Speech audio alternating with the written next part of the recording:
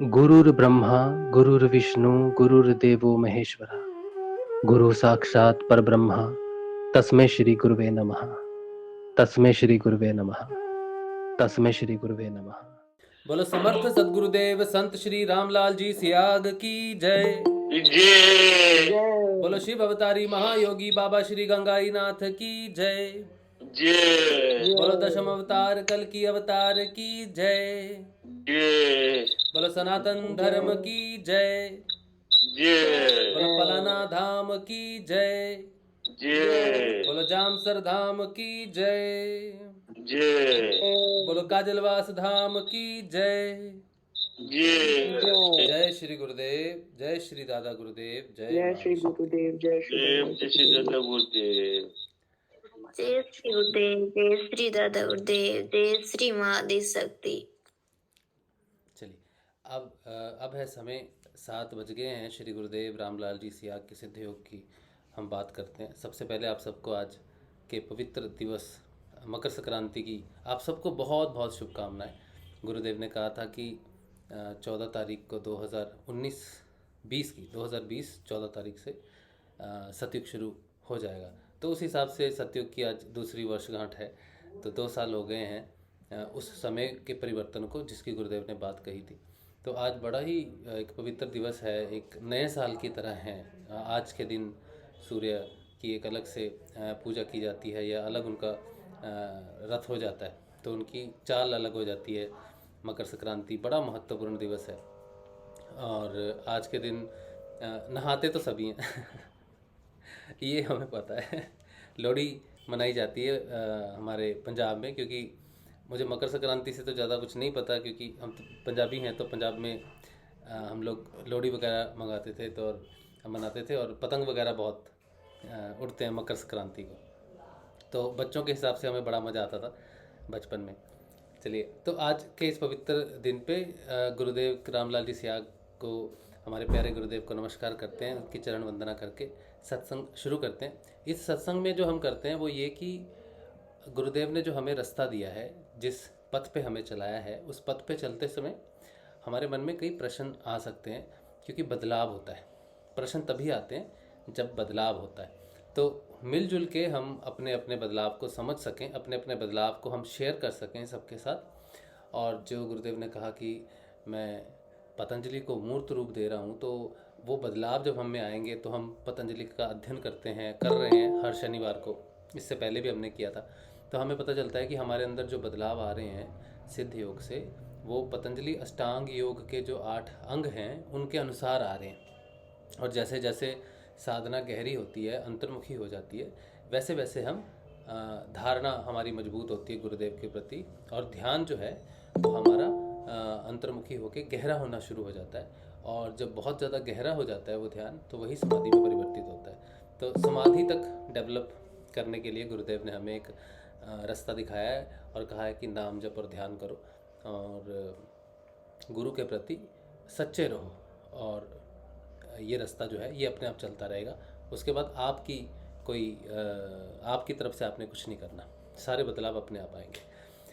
ठीक है। अब आप अगर कोई कुछ कहना चाहता है या कुछ ऐसा है जो डिस्कस करना चाहता है, या कोई प्रश्न है, ख़ास करके अगर आपका कोई बदलाव है, तो आप अपने बदलाव की अगर बात करना चाहते हैं कि आप में सिद्ध योग से क्या बदलाव आया है, तो आप वो बात कर सकते हैं, अगर कोई बात करना चाहता है तो।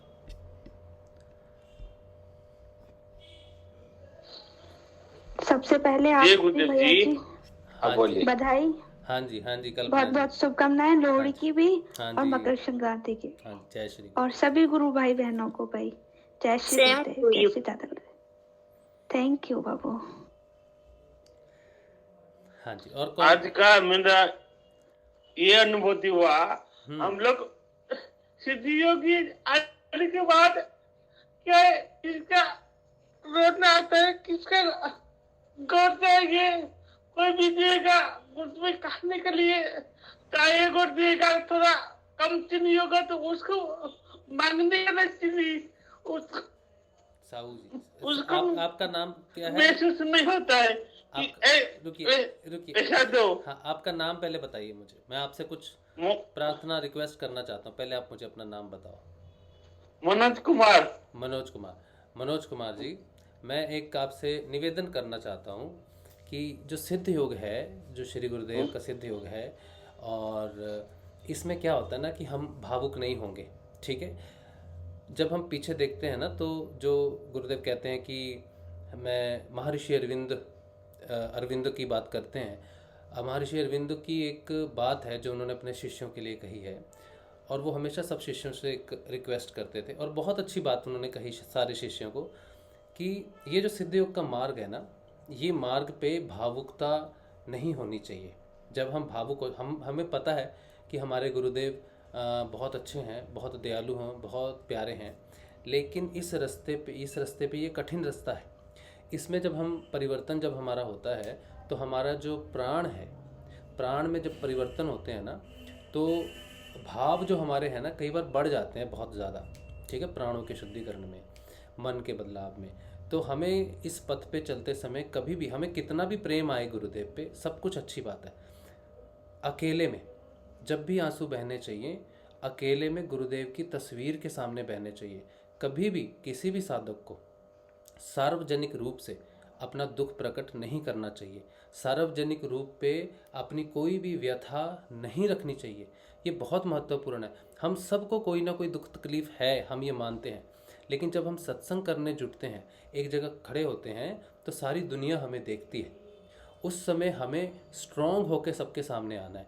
अगर हम एक ग्रुप में आके अपनी कमज़ोरियाँ या फिर हम भावुक हो जाएंगे, हमें अपने गुरुदेव की प्रशंसा करनी है, वो हमें खुशियाँ देना चाहते हैं, वो हमें प्रसन्नता देना चाहते हैं। उनको याद करते समय अगर मेरे आंसू बहते हैं या मेरे मन में करुणा जागती है, तो वो मेरे और सिर्फ गुरुदेव के बीच में होगा, एक अकेले में होगा। लेकिन सार्वजनिक रूप पे ये सब शिष्यों का फर्ज बनता है कि हम अपना दुख कभी किसी के सामने नहीं रखेंगे, क्योंकि जब हम अपना दुख रखते हैं ना, तो हम साधकों के सामने एक तरह से हम अपना दुख रखना शुरू कर देते हैं, ठीक है। तो दूसरे साधक भावुक हो जाते हैं। दूसरे साधक जब किसी दूसरे साधक की वजह से भावुक हो जाते हैं, तो वो सही नहीं है, क्योंकि वो वैसे जुड़ना नहीं है किसी से। हम जुड़ते हैं किसकी वजह से? स्ट्रेंथ की वजह से। हमें सबको मिलकर एक स्ट्रेंथ करनी है, एक पॉजिटिविटी करनी है, ठीक है। तो आप जब भी बात करो, कोई भी बात करो गुरुदेव के सार्वजनिक मंच पे, ठीक है, तो स्ट्रांग होके बात करनी है आपने। अब विवेकानंद गए थे, देखो बाहर गए थे अमेरिका में, जब वो गए थे तो वो भी भावुक हो सकते थे, क्योंकि वो जहाँ पहुँचे अपने गुरुदेव की वजह से पहुँचे, जो मिला गुरुदेव की वजह से मिला, लेकिन वो कभी भावुक नहीं हुए किसी भी चीज़ को लेकर। हम जब उन्हें देखते हैं तो बड़े स्ट्रॉन्ग एक व्यक्तित्व को देखते हैं।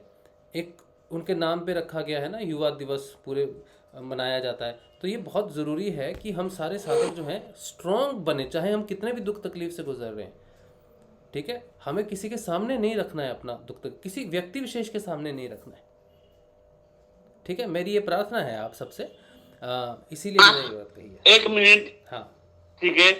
गुरुदेव का वो तो है, अंदर से एक भाव आया हाँ कि हम लोग को जो पुस्तकों सुन से बोल रहे ना, ऐसा नहीं होने का, हमको गुलाब का फूल जैसा होने का, जैसे कि भगवान का ऊपर चढ़े या कोई मूर्त व्यक्ति का ऊपर चढ़े, ऐसा ही रहना चाहिए। ये गुरुदेव जी। हाँ बिल्कुल सही बात है, मैं आपकी बात से सहमत हूँ कि हमें नरम रहना चाहिए। नरम का अर्थ ये नहीं है कि हमें भावुक हो जाना चाहिए। मैं कहना चाहता हूँ कि मैं देखिए, किसी को किसी भी तरह से मैं टिप्पणी नहीं करना चाहता। मेरी ये प्रार्थना है, क्योंकि ये प्रार्थना मेरी तरफ से नहीं है, आप ये समझ लो, ठीक है। ये ऐसी बात है जो ऐसी गुरु से आई है, या फिर किसी जैसे श्री माँ है, श्री माँ स्वयं आदि शक्ति हैं, हमारी गुरु माँ, गुरुदेव की धर्मपत्नी, हमारी गुरु माँ श्रीमती चुन्नी देवी जी, उनके भी श्रीमुख से यही मैंने सुना है, ठीक है। और ऋषि अरविंदो के जो बुक्स हैं उसमें भी यही लिखा है। तो जितने भी हमारे गुरु हैं, या जिनकी तरफ हम देखते हैं, या जिनकी आज्ञा का हम पालन करते हैं ना, वो हमें यही बात कहते हैं कि तुम कभी भी अपना दुख गुरुदेव के अलावा, अपने गुरुदेव के अलावा गुरु माँ के सामने भी नहीं, अपना दुख सिर्फ और सिर्फ गुरुदेव के सामने रखोगे, उनकी समाधि पे रखोगे जाके, या फिर उनकी फ़ोटो अगर तुम्हारे घर में है तो उस फोटो के सामने अपना दुख रखोगे, ये एक तरह से बहुत बड़ी हमारे लिए ज्ञान की बात है कि अगर हमें हमारे दुख कटवाने हैं तो वो सिर्फ और सिर्फ हम गुरुदेव के सामने हो सकते हैं। हम किसी को अपना बदलाव बता सकते हैं, लेकिन हमें स्ट्रांग होकर बदलाव बताना। मेरा कहने का मतलब ये है, और ये मैं नहीं कह रहा हूँ, आप ये समझ लो, क्योंकि मुझे ऐसा मैसेज मिला है कि हमें भावुक नहीं होना। नहीं तो आज तक मैंने कभी किसी को रोका नहीं, ठीक है। लेकिन क्या होता है कि इस सत्संग में आके कई बार हम इतने भावुक हो जाते हैं कि वो सत्संग का प्रभाव बहुत ज़्यादा गलत तरीके से पड़ता है। गलत तरीके का अर्थ है, जैसे हम कुछ ऐसी चीज़ें कई बार डिस्कस में चले जाते हैं, ऐसी चीज़ों में चले जाते हैं कि कमज़ोरी होती है नकारात्मकता। वो देखती है कि वीक स्पॉट कहाँ पर है, तो वो वीक स्पॉट पे प्रभाव करती है वो चीज़। सकारात्मकता स्ट्रांग है, सकारात्मकता एक पॉजिटिविटी है। सकारात्मकता हर सिचुएशन में अपने आप को दृढ़ रखना है, अपने मन को मजबूत रखना है, भावुक होना है सिर्फ और सिर्फ गुरुदेव की तस्वीर के आगे। उनका प्रचार प्रसार स्ट्रांगली होना चाहिए। अगर आपको उनकी सिद्ध योग से बहुत बदलाव आया है तो आपको उस बदलाव को स्ट्रांगली रिप्रेजेंट करना है, ताकत से रिप्रेजेंट करना है। हम कमज़ोर हैं ये दुनिया को नहीं पता चलना चाहिए। मैं ये कहना चाहता हूँ, और मैं सबसे कहना चाहता हूँ, मैं खुद से भी कहना चाहता हूँ, ठीक है। ये बात मुझे जो पता चली है, ये बात जो मुझे तक पहुँची है, वो समझ लो कि गुरु माँ की तरफ से पहुँची है कि हमने कमज़ोर नहीं पड़ना है, ठीक है। इसीलिए मैं ये सब मैसेज आप तक पहुँचा रहा हूँ, मेरा नहीं है ये, ठीक है। ठीक है। हाँ, तो आप अपनी बात रखेंगे, लेकिन मजबूती से रखेंगे। हम चाहते हैं कि मनोज को जब हम जाने तो हम एक मजबूत इंसान की तरह जाने, ना कि एक कमज़ोर इंसान की तरह जाने। वो गुरु से प्यार करते हैं तो एक स्ट्रांग व्यक्तित्व होने चाहिए, ठीक है। मैं यही कहना चाहता, मैं नहीं, गुरु माँ की तरफ से जो मुझे प्रेरणा मिली है वो मैंने आपको कहा है कि हमें कमज़ोर नहीं पड़ना है कहीं सार्वजनिक रूप से, किसी के भी सामने। सिर्फ समाधि पे जाओ, वहाँ पे जितना मर्जी आप कर सकते हो, या गुरुदेव की तस्वीर से आप कर सकते हो। बाकी दुनिया में कोई इंसान ऐसा नहीं है जिसके सामने आपको कमज़ोर पड़ना है, नहीं, भावुक होना है, नहीं, ठीक है। ये एक मैसेज है। अच्छा, अब कोई मुझे उम्मीद है कि मेरी ये बात किसी को दुख नहीं पहुंचाएगी, ठीक है, क्योंकि हमारे सेशंस में ऐसी बहुत सारी चीज़ें हुई हैं जिससे हमने बहुत कुछ सीखा है, ठीक है। तो ये जो मंच है, इस मंच पे अब किसी भी प्रकार से दुख का प्रदर्शन नहीं होगा, किसी भी हिसाब से होगा तो सिर्फ और सिर्फ स्ट्रेंथ का होगा, सकारात्मकता होगा। हमने सबने एक हमें पूरा विश्व देख रहा है। विश्व देखने का अर्थ है ये जो ऊर्जा है ना हमारे सारे तरफ, एक पॉजिटिव ऊर्जा है और एक नकारात्मक, एक सकारात्मक ऊर्जा हर समय इस वातावरण में रहती है।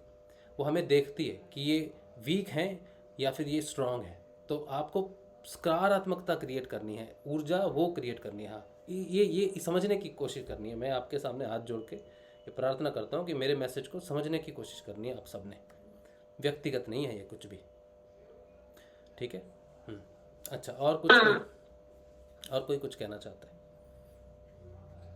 अगर आप मेरी बात से सहमत नहीं है तो फिर आप कह सकते हो, मेरी बात से सहमत नहीं हो या मुझे ढंग नहीं है उस तरह से बात करने का, तो आप बिल्कुल अपनी बात अपने तरीके से रख सकते हो।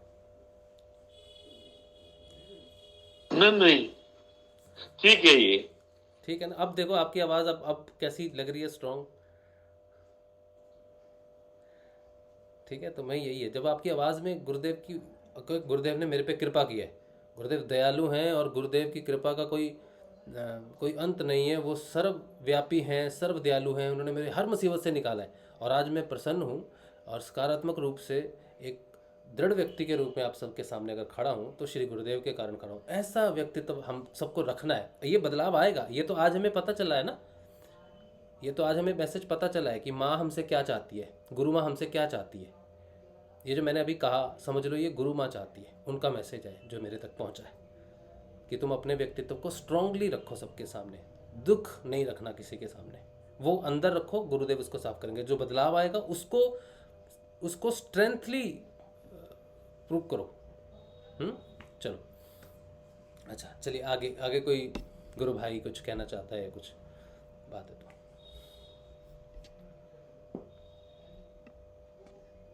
जय गुरुदेव भैया। हाँ जी करण, जय श्री गुरुदेव।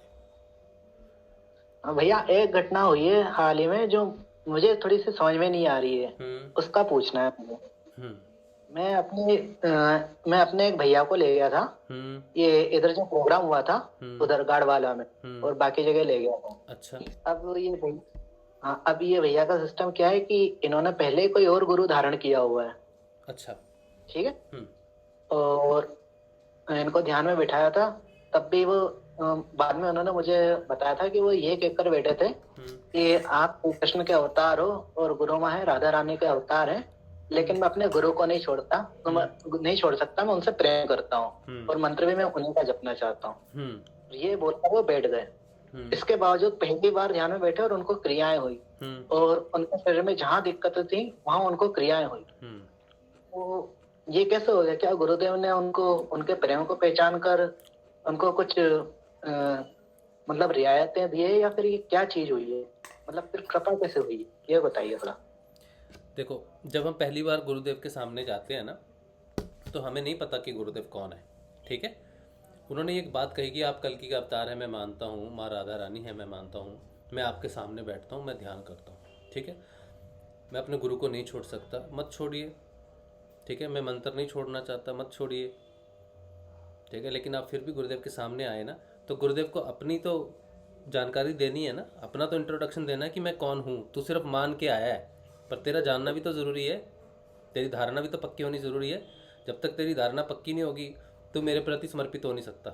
इसीलिए कोई बात नहीं, जब तक तेरी धारणा पक्की नहीं होती, मैं तुझे अपनी तरफ से अपनी इंट्रोडक्शन देता हूँ। अगर तुझे सही लगे तो तू आ, तुझे अगर सही नहीं लगे तो जैसी तेरी आस्था तेरे गुरु के प्रति, तेरे गुरु जैसे भी हैं उनके प्रति रहती है, तो तू उसी में खुश रहे। तो जब आपके मित्र ने ध्यान किया है तो उनको गुरुदेव की वो पता चला है सामर्थ्य क्या है। एक दिन में ही उनको पता चल गया इनकी सामर्थ्य क्या है, और सामर्थ्य गुरुदेव की है, ये भी क्लियर हो गया। ठीक है। मंत्र हम गुरुदेव का जपते हैं, वो तो गुरुदेव ने अपने से एक जुड़ने का तरीका बताया हुआ है। लेकिन मंत्र तभी, बहुत सारे लोग कई वर्षों से मंत्र जप रहे हैं, लेकिन मंत्र जपना और गुरुदेव से कनेक्ट होना, कई बार ये दो बातें हो जाती है। गुरुदेव के प्रति अगर समर्पित हो जाए कोई शिष्य पूर्ण रूप से, ठीक है, तो गुरुदेव कहते हैं मेरी तस्वीर ले जाओ। वो एक बताते हैं ना, मेरी तस्वीर से ही बदलाव आ गया। उसको तो मंत्र के बारे में पता भी नहीं था। याद है, आप स्पीच सुनते हो, एक बद्री की तस्वीर, बद्री है भाई, वो तो मेरी तस्वीर से ठीक हो गया। वहाँ तो कोई मंत्र था ही नहीं। तो जो प्रभाव पड़ रहा है हम पे, शिष्यों पे, वो इसलिए पड़ रहा है कि गुरुदेव के प्रति समर्पित होने से पड़ रहा है। ठीक है। तो आपके जो दोस्त हैं उनको अगर प्रभाव पड़ा है तो गुरुदेव से पड़ा है। ठीक है। अब जब वो गुरुदेव से जुड़ेंगे ना, ठीक है, और फिर गुरुदेव, जो गुरुदेव की आज्ञा है, अगर हम गुरुदेव से जुड़ते हैं फिर उनकी आज्ञा का पालन ही हमारे लिए सब कुछ है। फिर वो कहते हैं मेरे मंत्र के सिवाय दूसरा नहीं चलेगा। आप मान गए हो कि वो सर्वश्रेष्ठ हैं और उन्होंने एक दिन में जो किया है वो मेरे से नहीं हुआ, तो मेरे गुरु ने, जो मेरे पहले गुरु थे, उन्होंने मुझे अपग्रेड किया। उनका सम्मान हमेशा बना रहना चाहिए, उनको नमस्कार हमेशा करना चाहिए, कभी गुरु को नहीं छोड़ो। लेकिन जो मंत्र की बात होती है, जो मंत्र की बात होती है ना करण, उनको बताओ कि जितने भी मंत्र हैं इस पूरे संसार में, वो सारे के सारे सिर्फ बाहर मुखी रहते हैं। हृदय में जब हम प्रवेश करते हैं, अंतर्मुखी जब हम होते हैं, उसके आगे ये जो शब्द है ना, ये नहीं जाता। शब्द का व्याप्त रूप जाता, मतलब शब्द का जो उससे नीचे का है, जैसे ध्वनियाँ हैं, पहले ध्वनियाँ आई ना, आ ई यू आ, ये सारी ध्वनि, वो वोवल्स बोलते हैं ना। ठीक है। वो वोवल्स आए, फिर आकार आए, उसके बाद शब्दों की रचना हुई। तो जब हम मंत्र जपते हैं, सोचो मैंने कोई मंत्र जपा, राधा राधा राधा, कृष्ण कृष्ण कृष्ण, ये शब्द हैं, राधा, तो इसमें मात्राएं हैं, शब्द हैं। ये जब सूक्ष्म रूप में चला जाता है तो वहाँ पर शरीर के साथ स्थूल शब्द, स्थूल है, स्थूल रूप है। ठीक है। जैसे मैं आत्मा हूँ, लेकिन मेरा स्थूल रूप आप देखते हो शरीर, है ना, फिर उसके कई चीज़ें। तो जैसे जैसे मैं सूक्ष्म होता जाऊँगा, मंत्र भी सूक्ष्म होता है। तो मंत्र जो है, उनको कहो, आप अगर जपते भी हो ना, एक दिन आप जब गुरु का ध्यान करोगे ना, तो गुरुदेव नहीं कहते, गुरुदेव आपको नाद दे देंगे। ठीक है। तो नाद सब मंत्रों से ऊपर है, इवन गुरु मंत्र ही नाद में परिवर्तित हो जाता है। जब वो नाद में परिवर्तित हो जाते हैं तो आप कौन से मंत्र से वहां तक पहुंचे हो, कोई फर्क नहीं पड़ता। श्रद्धा मंत्र प्रति नहीं होनी चाहिए, श्रद्धा गुरु के प्रति होनी चाहिए। तो उनसे ये कहो कि आप अगर श्रद्धा रखते हो तो अपने गुरु के प्रति रखो। ठीक है। मंत्र गुरु से है, गुरु से मंत्र नहीं है। ठीक है। मंत्र जो है वो गुरु से है। अगर आप गुरु के प्रति समर्पित हो तो सब ठीक है। इसका ही वो बद्री जो है हमारे गुरु भाई, वो इसी का उदाहरण है कि गुरु के प्रति समर्पण होना चाहिए। मंत्र जो है वो तो उसकी तो व्याख्या बदलती रहती है। आपने जपा, उसके बाद वो मन में चल रहा है, और उसके बाद फिर आप नाद का अनुसंधान करते हो, फिर मौन में चले जाते हो। उनको बोलो जब आप मौन में चले जाओगे तब आपको पता चलेगा कौन सा मंत्र ले कहाँ है, कुछ भी नहीं याद रहता वहाँ तो। जाप मरे ए जपा मरे, अनहद भी मर जाए, राम सदा ही ना मरे, कहत कबीर बताए। तो उनको इस तरह से समझाओ कि हम जो बातें कर रहे हैं ना शब्दों में, वो अज्ञानता है। गुरु को पहचानना है तो ज्ञान के माध्यम से पहचानना है, तर्क वितर्क में नहीं गुरु मिलते प्राप्त होते। गुरुओं की भी श्रेणियाँ होती हैं उनको। हमारे अगर मेरे सामने मेरे माता पिता आ जाएं और एक तरफ मेरे गुरुदेव खड़े हों, तो पहले मैं अपने माता पिता के चरण स्पर्श करूँगा, पहले मैं अपनी माँ के चरण स्पर्श करूँगा, फिर अपने पिताजी के चरण स्पर्श करूँगा, फिर मैं गुरुदेव के चरण स्पर्श करूँगा। मेरे लिए पहले गुरुदेव जो हैं वो मेरे माता पिता हैं, तो मैं तो उनको नहीं भूला, चरण स्पर्श करूँगा, पहले उनके करूँगा, फिर गुरु प्राप्त होंगे, फिर उसके बाद भगवान के चरण स्पर्श करूँगा, क्योंकि गुरु के माध्यम से भगवान का सत्य स्वरूप प्रकट हुआ है। ये सारे स्वरूप एक ही हैं, इनमें कोई भिन्नता नहीं है, लेकिन एक रिप्रेजेंटेशन के हिसाब से जो हम मानव जाति हैं ना, उनको बताने के लिए, यही इसीलिए कि हम कहाँ से आए हैं, ठीक है, उनको याद रख सकते हैं। है तो सारा पूरा परब्रह्म एक ही, ये पूरी सृष्टि जो है एक ही उसका विराट रूप है। गुरुदेव कहते हैं ये पूरा सृष्टि उसका विराट रूप है, हम सब उसके हिस्से हैं।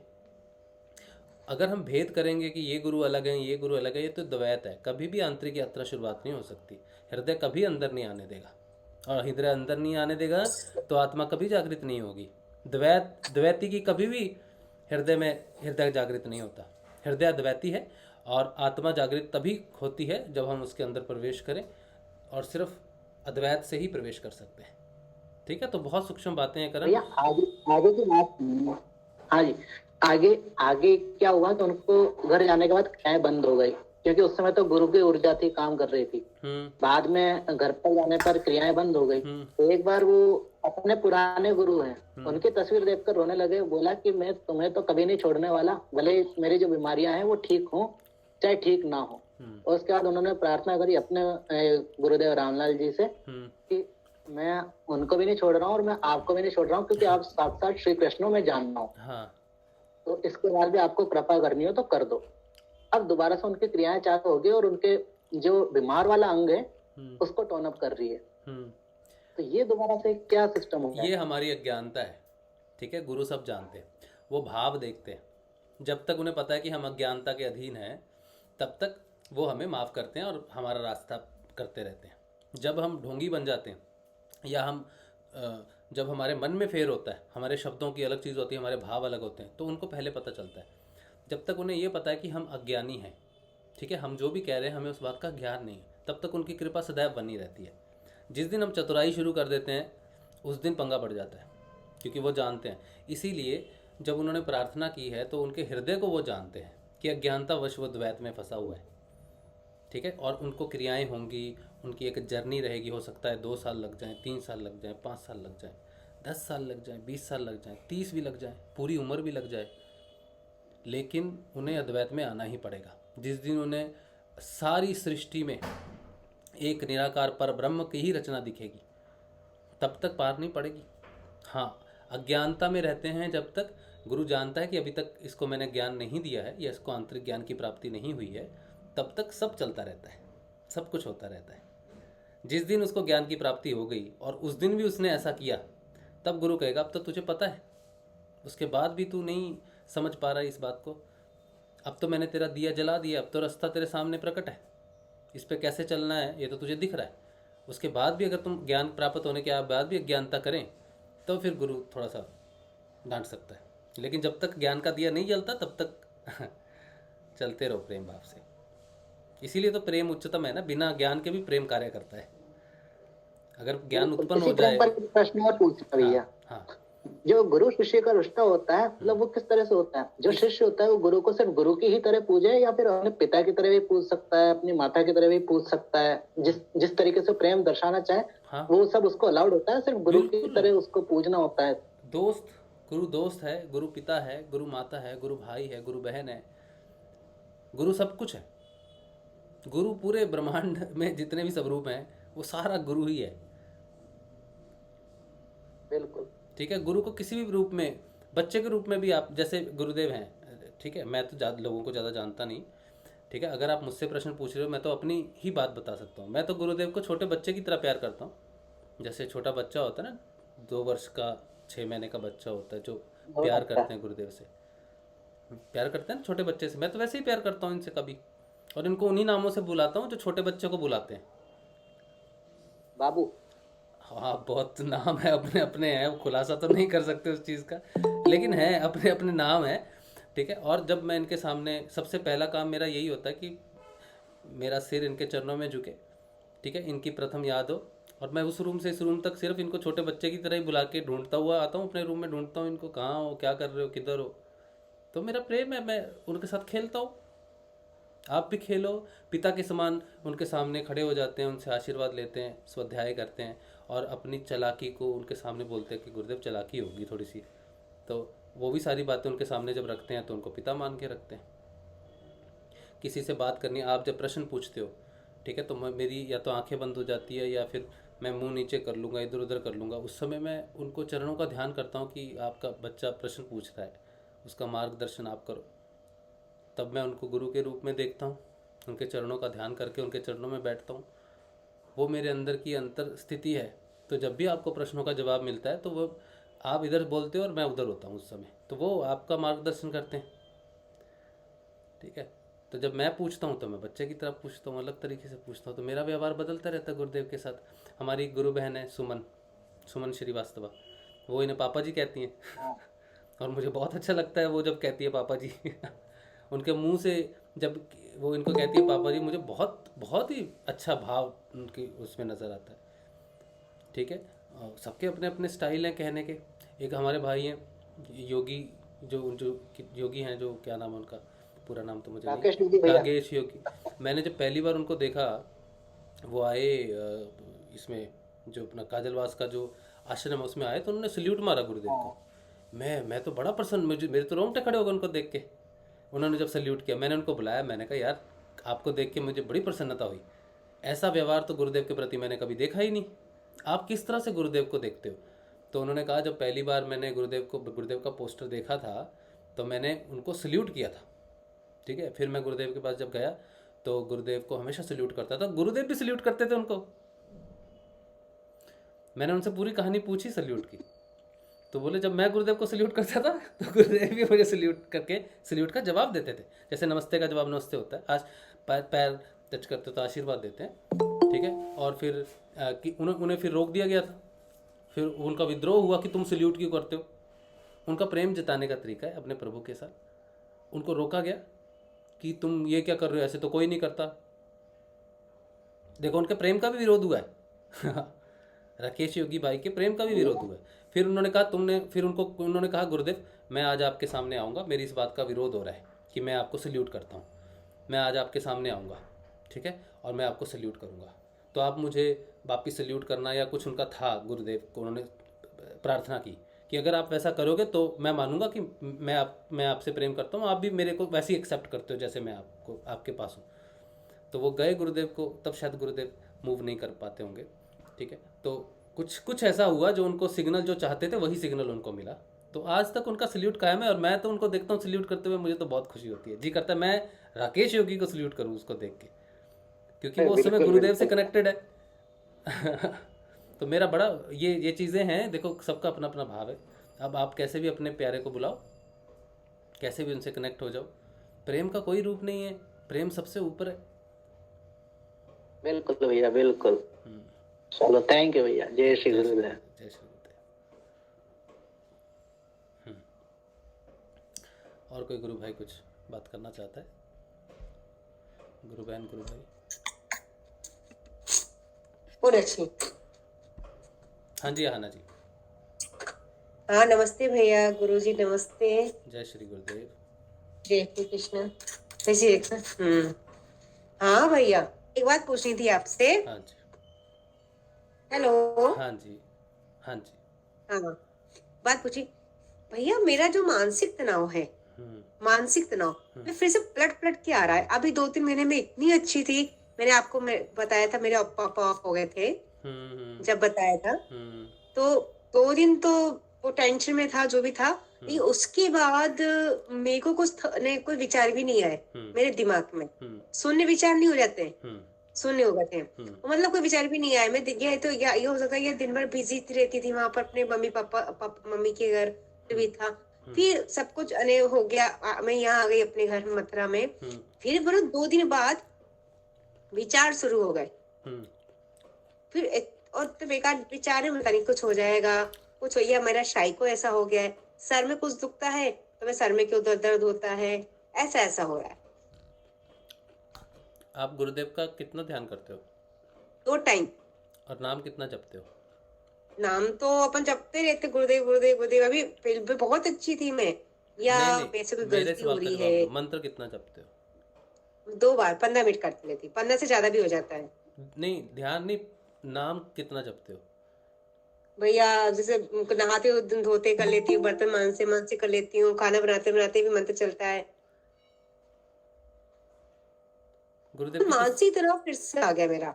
मानसिक तनाव तभी आता है लौट के जब हम साधना में एक जुट नहीं रहते, एक ध्यान नहीं रहते, तब होता है ऐसा। अच्छा, अगर हमें डर लग रहा है, क्यों लग रहा है? हाँ, डर क्यों लग रहा है? डर है, हाँ। आप ध्यान ठीक से करो, नाम जाप, बिल्कुल भटकना नहीं है आपको कहीं भी, ठीक है? जब भी हम भटक जाते हैं ना, या नाम जाप छोड़ देते हैं, नाद सुनाई दे रहा है? भोपाल में हुआ था ऐसा, भटक जाती थी ना कभी कभी। तो हम अगर भोपाल में विचार भी वही बात है ना कि अगर हम भटक जाएंगे ना, अगर हमारी आस्था एक जगह, आस्था तो उस दिन पूरा सेशन हुआ था, अगर हमारा विश्वास, आस्था तो बहुत दूर की बात है, पहले विश्वास, अगर हमारा गुरु के प्रति विश्वास नहीं है, ठीक है? मैं एक ऐसे व्यक्ति को जानता हूँ, ठीक है, वो गुरुदेव का नाम सिर्फ तभी लेते हैं जब मेरे सामने आते हैं, नहीं तो वो नहीं लेते। ठीक है? मुझे प्रसन्न कर, ऐसे व्यक्तियों को मैं जानता हूँ जो मुझे प्रसन्न करने के लिए जब मुझसे बात करते हैं तभी गुरुदेव का नाम लेते हैं, जय गुरुदेव, जय श्री गुरुदेव, या कार्य करते हैं। उनको वैसे गुरुदेव से कोई लेना देना नहीं है, ठीक है? तो मैं उनको यही कहता हूँ कि मुझे प्रसन्न करके क्या होगा, मैं थोड़ी आपकी मुसीबतों का कोई सलूशन करने वाला हूँ, ठीक है? तो आप गुरुदेव के प्रति पहले विश्वासवद्ध होना जरूरी है, सिर्फ पूछने से नहीं होगा। अगर आपको बार बार एक ही प्रश्न पूछने की जरूरत पड़ रही है ना आना, तो ये हमें देखना है कि हम क्यों बार बार एक ही प्रश्न का जवाब पूछ रहे हैं, क्योंकि एक प्रश्न का जवाब एक ही है कि हमें ध्यान करना है, गुरुदेव का नाम जप करना है। अगर आप कहते हो मुझे क्यों हो रहा है, मानसिक तनाव क्यों हो रहा है, तो इसका अर्थ है कि मेरी साधना ठीक नहीं हो रही, मेरी साधना ठीक नहीं हो रही और मैं भटक रहा हूँ बार बार। और आपके लिए तो भटकन बिल्कुल भी ठीक नहीं है, क्योंकि जिनको ऐसी चीज़ें, ऐसी बीमारियां हैं या फिर ऐसी चीज़ से वो उभरे हैं, उनका तो विश्वास हिलना नहीं चाहिए।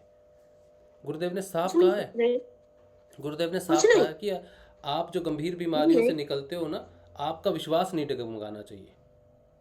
एक साधारण व्यक्ति आता है, ठीक है, नाम जपता है, उसको बहुत अच्छे एक्सपीरियंस होते हैं, दूसरे दिन भूल जाता है, उसको कोई बीमारी नहीं है, ठीक है, वो एक दिन आएगा 10, 15, 14 साल बाद। लेकिन हम जैसे लोग बीमार हैं, मैं बीमार हूँ, आप बीमार हैं, ठीक है? मैं जब जुड़ा था गुरुदेव से तब मैं बीमारी की वजह से जुड़ा था, आज मैं बीमारी की वजह से नहीं जुड़ा हुआ हूँ। मैंने, अगर आप कितना सेशन देखते हो मुझे नहीं पता, लेकिन जो लोग रेगुलर सेशन देखते हैं, 3 या 4 दिन पहले की बात है, 3 या 4 दिन की, कोई बात नहीं, आप सुन लो बात मेरी, ये म्यूट कर लो। 3 या 4 दिन पहले की बात है, मैंने आपसे कहा था कि कुछ मेरी बात ऐसी हुई, स्वाध्याय किया मैंने जब अपना, मैं अपने प्रश्न अपने से पूछता हूँ कि ये चीज़ है, जब मैंने अपना स्वाध्याय किया तो मुझे पता चला कि मेरा जो सिद्ध योग है वो निष्काम नहीं है, या उसको कहते हैं कि निष्काम कर्म जिसे कहते हैं, निष्काम कर्म से जो कार्य किया जाता है। तब मुझे पता चला कि जो मैं ध्यान करता हूँ, जो मैं नाम जपता हूँ, जो मैं नाद का अनुसंधान करता हूँ, जो ये सत्संग होता है, इसमें कहीं ना कहीं निष्काम कर्म वाली बात 100% सही नहीं है, ठीक है? ये बात मैंने कही थी, ये बात मैंने सेशन में कही थी कि आज मुझे पता चला है। वो इसलिए था कि जब मैं नाम जप रहा हूँ, जब मैं ध्यान कर रहा हूँ, जब मैं नाद सुन रहा हूँ, तो मैं उसका आउटपुट देख रहा हूँ। आउटपुट का अर्थ है कि मेरी बीमारियाँ ठीक हो जाएंगी, मैं जब थोड़ा इधर बढ़ जाऊँगा, मेरी साधना यहाँ पहुँच जाएगी या ऐसी हो जाएगी, तो मेरा परिवर्तन आएगा, शरीर में डिवाइन रूपांतरण होगा, या ये चीज़ होगी, वो चीज़ होगी, ये परिवर्तन होगा, शांति प्रकट होगी, ये होगी। तो मेरी एक्सपेक्टेशन थी, अपनी साधना से मैं एक्सपेक्ट कर रहा था, अपने नाम जाप से, अपने ऐजपा से, अपने नाद से, अपने 2 समय के ध्यान से, अपने प्रेम से गुरुदेव के प्रति, अपनी साधना से, अपने इस सब से। जब मैं हॉस्पिटल में था, जब मैं बीमार हुआ, तो मेरा पहला प्रश्न, जब मैं बहुत चिंतित हो गया था, एक समय के लिए मैं बहुत चिंतित हो गया था जब मैं हॉस्पिटल में था, मैंने गुरुदेव से यही पूछा कि गुरुदेव इतना पवित्र समय चल रहा है, फलाना धाम जाना है, आपका जन्मदिन है, और मैं यहाँ पर बैठा हूँ। उस समय इतना अंधकार मेरे जीवन में कभी नहीं आया कि हॉस्पिटल में 23 तारीख रात को जब आप लोग वहाँ पर थे, और 24 तारीख गुरुदेव के जन्मदिन के दिन, ये 2 दिन ही मैं हॉस्पिटल में था, और वो काली रात थी मेरे लिए। तो मैंने गुरुदेव से पूछा था कि गुरुदेव इतने सत्संग किए मैंने, और इतना मैंने नाम जपा, इतना सब मैंने आध्यात्मिक की बातें की हैं, और मैं आज हॉस्पिटल में हूँ। उस समय उससे ही मेरी सारी पोल खुल गई कि मैं कितना अच्छा शिष्य हूँ। इसीलिए मैं कहता हूँ कि मेरे को कभी अपना ये मत मानो कि मैं, ये राजशी मेरा सामने उदाहरण है, मैं बिल्कुल बेकार उदाहरण हूँ। अगर मैं अच्छी उदाहरण होता तो मैं हॉस्पिटल में ये बात करता नहीं, और ये बात मेरे मन में आती नहीं कि मैं हॉस्पिटल में पहुँचाऊँ इतना सब करके भी, यानी कि मैं इसका फल चाहता हूँ। तो ये निष्काम नहीं हुआ, ये सत्संग निष्काम कर्म नहीं हुआ। मेरा नाम जाप, मेरा नाद सुनना, मेरा ध्यान करना कुछ भी निष्काम कर्म नहीं है, सब में मतलब छुपा हुआ है। और जहाँ मतलब है ना, वहाँ पे ये चीज़ें सिद्ध नहीं होती। ये मैं खुद की बात बता रहा हूँ आपको। जो लोग मुझे बहुत अच्छा मानते हैं, सत्संग करता है, ये बैठता है, रिकब भाई भी मेरी तारीफ़ करते हैं कि हमेशा करते हो, ये करते हो, बड़ा अच्छा लगता है सुनने में, लेकिन मैं उस तारीफ़ के काबिल नहीं हूँ।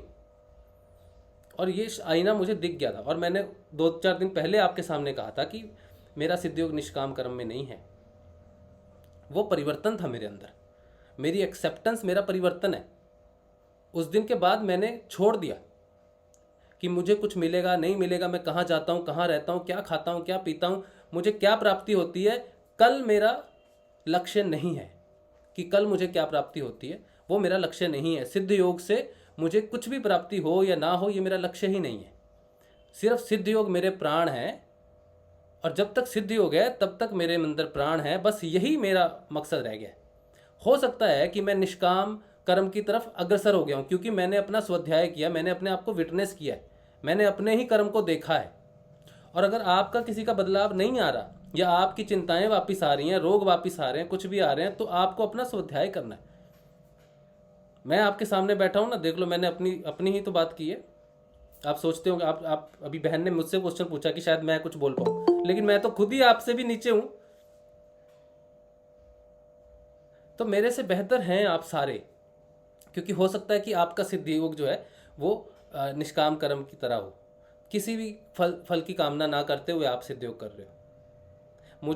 अगर मैं आज देखूं तो मुझे लगता है कि मेरा तो सिद्ध योग में जन्म ही 4 दिन पहले हुआ, जिस दिन मैंने हॉस्पिटल गुरुदेव मुझे लेके गए। सिर्फ इसलिए, अगर मैं हॉस्पिटल नहीं जाता, इतना अंधकार अपने जीवन में नहीं देखता, तो हो सकता है अगले आने वाले 8 साल 10 साल मैं कभी देख ही नहीं पाता, और जितना भी आगे सारा कार्य होता है ये सारा का सारा कर्म उसके चक्कर में हो जाता, लालच के चक्कर में हो जाता, प्राप्ति के चक्कर में हो जाता, तो आने वाला समय भी सिद्ध योग भी बर्बाद हो जाता।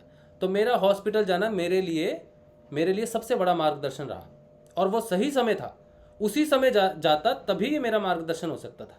अगर अन्य दिवस पे जाता तो मैं कहता थैंक यू गुरुदेव, आपका जन्मदिन तो मना लिया, टिकटें विकटें कैंसिल नहीं हुई, वहाँ पे जाके मैंने सब कुछ किया, तो थैंक यू गुरुदेव मुझे 2 दिन पहले बीमार करने के लिए, या आने के बाद बीमार करने के लिए। तो मुझे कभी नहीं पता चलता ये चीज़ का, लेकिन तब मुझे पता चला, क्योंकि सही घटना सही टाइम पे घटनी चाहिए। अगर मैं आज मानसिक रूप से बीमार हूँ तो आज ही मानसिक रूप से बीमार होकर उस घटना को मैं समझ सकता हूँ, इसलिए मेरा स्वाध्याय आज ही होना चाहिए, इसी समय होना चाहिए। इसलिए हर समय हमारा स्वाध्याय जरूरी है। अब मैं किससे पूछूं कि मेरी बीमारी गुरुदेव 22 साल हो गए ठीक नहीं हो रही, मुझे अल्सरेटिव कोलाइटिस है, 22 साल से मेरी बीमारी ठीक नहीं हो रही, मैं किससे पूछूं जाके? मैं जानता हूं कि आप सब मुझसे पूछते हो, मैं आपसे नहीं पूछ सकता, और किसी को और कोई है नहीं पूछने वाला। मेरी नज़र में तो कोई भी नहीं है, मेरी नज़र में एक गुरुदेव ही हैं, और गुरुदेव पूछने से पहले ही फिर प्रैक्टिकल कर देते हैं। समझाएंगे कैसे? वो आकाशवाणी तो होगी नहीं, मेरे सामने तो प्रस्तुत होंगे नहीं, उतना अच्छा साधक तो मैं हूँ नहीं। तो वो क्या करेंगे, वो मेरे जीवन में घटनाएं घटाएंगे ताकि मैं स्वाध्याय करूं और जानूं कि मेरी बीमारियां ठीक क्यों नहीं हो रही, या मैं आगे क्यों नहीं बढ़ पा रहा। ठीक है, तो मैं आप सबसे यही प्रार्थना करता हूं कि जो हम बात करते हैं स्वाध्याय की, वो उसमें बहुत ताकत है। हमारे जीवन में जो भी घटना घट रही है, सुखद या दुखद, वो हमारे लिए एक मैसेज है।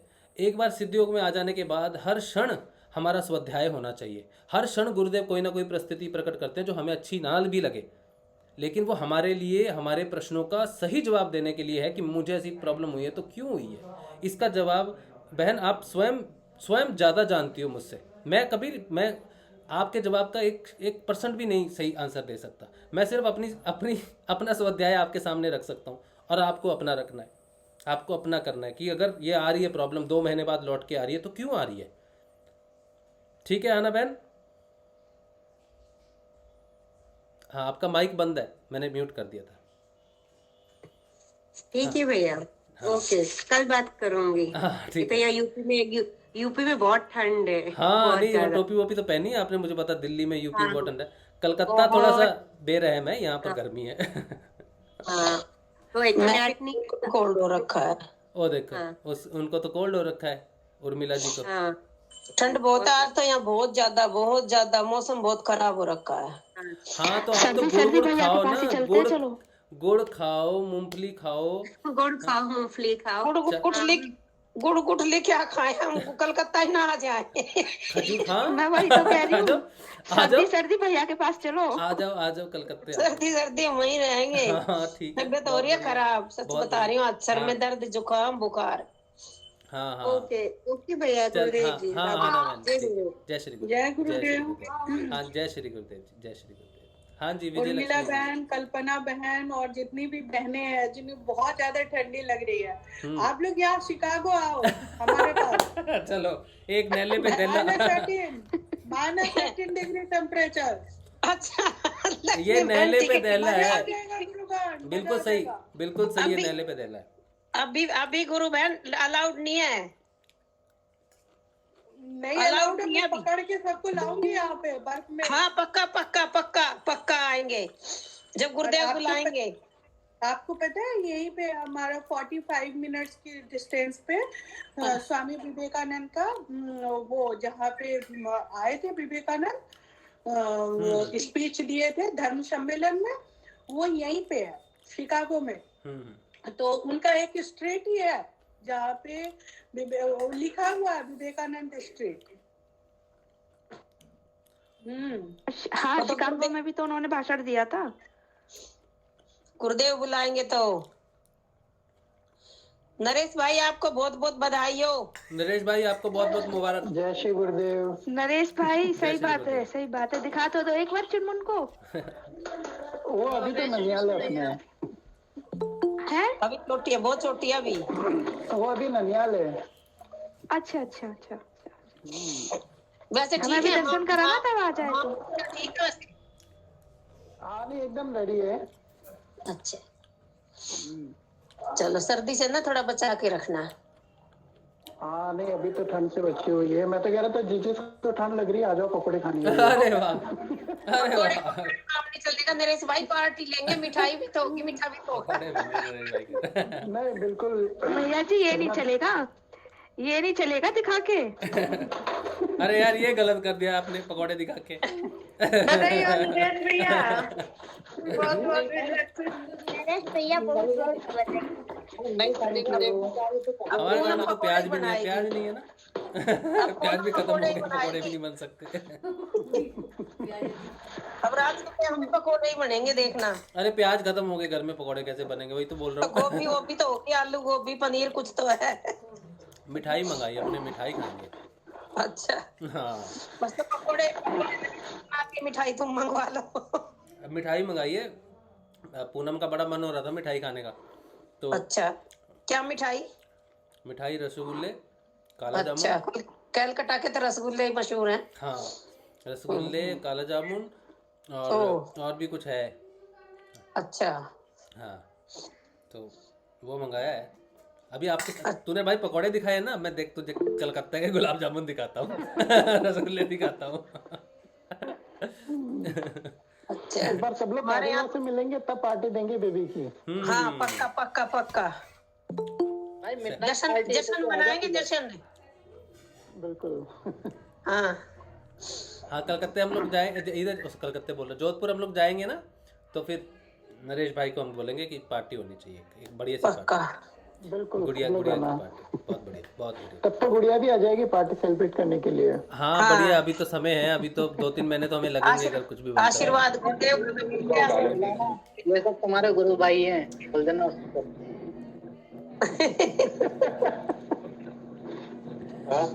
क्या बोला करण भाई, क्या बोला? एक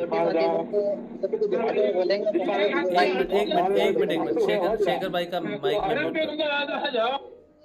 कौन बात का? हाँ करण क्या बोल रहे हो, बोलो। मैं कह रहा था कि छोटी शादी को दिखाएगा और बोलेगा ये सब तुम्हारे गुरु भाई हैं, इन्हीं का ध्यान रखना। और कहेगा इन सब का ध्यान नहीं लगता बेटी। तू ध्यान कर। ये सही बात है भैया जी, जो भी गुरुदेव से जुड़े हुए हैं फिर उनके घर में ऐसे बेबी आ रहे हैं ना, वो बहुत भाग्यशाली बच्चे हैं। बिल्कुल सही बात है, बिल्कुल बहुत भाग्यशाली बच्चे हैं वो।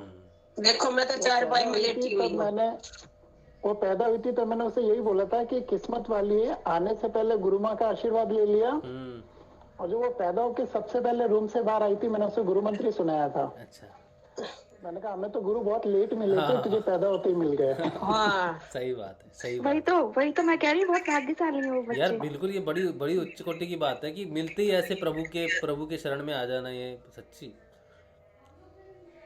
बहुत, ये आत्माएं ऐसी हैं जो वेट ही कर रही थी कि हमें जन्म लेना है उस समय। गुरु मंत्र मिल गया देखो। हाँ, ऋषि अरविंदो ने कहीं कहा है कि ऐसी सैकड़ों हजारों लाखों आत्माएं हैं जो सिर्फ सही समय का इंतजार कर रही हैं, सिर्फ सही समय का इंतजार कर रही हैं। दिव्य आत्मा ही होगी। हाँ बिल्कुल, ऑब्वियसली सही समय का इंतजार, सही परिवार में अपने डिसीजन से जन्म लेंगे कि हम यहाँ जन्म लेंगे क्योंकि हमें यहाँ गुरु की प्राप्ति हो गया। ये चालाक आत्माएं हैं, ये हमारे जैसी बेवकूफ़ नहीं है कि कहीं भी चलेगी और कहीं भी जन्म हो गया उनका और अपने माता पिता पे बोझ बन के बैठे हुए हैं, गालियाँ खा रहे हैं, बस और कुछ नहीं।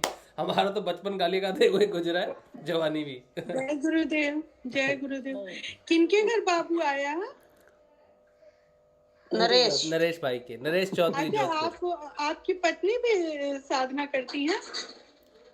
हाँ वो करती है, नाम जप करती है, ध्यान तो कम ही करती है। वो ध्यान करती है तो उसे पता नहीं चलता उसका ध्यान हो रहा है या उसे क्रियाएं हो रही है नहीं हो रही है। बैठती जरूर है, कम नाम जपते जपते ध्यान लग जाता है उसको ऑटोमेटिकली और उसे पता नहीं चलता। चलिए अच्छा, बधाई हो आपको। Thank you. वैसे ही तो मैंने काजलवास से शुरुआत की थी, इसकी काजलवास से मांगा था गुरुदेव से। उन्हीं की दी हुई है तो पार्टी वार्टी सब काजलवास में। हाँ मैं वही सोच रहा था, ये काजलवास में पार्टी होनी चाहिए। सही बात है, सही बात है, बिल्कुल।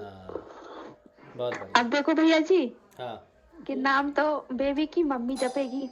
हाँ। और बेबी को औषधि मिलेगी पूरी। हाँ बिल्कुल। नहीं, बेबी को मैंने क्या रखा है, मैंने कहा उसे सुबह शाम नाम सुनाया करो और उसे कहा करो कि बोल नहीं सकती पर सुन के समझ तो सकती है ना वो।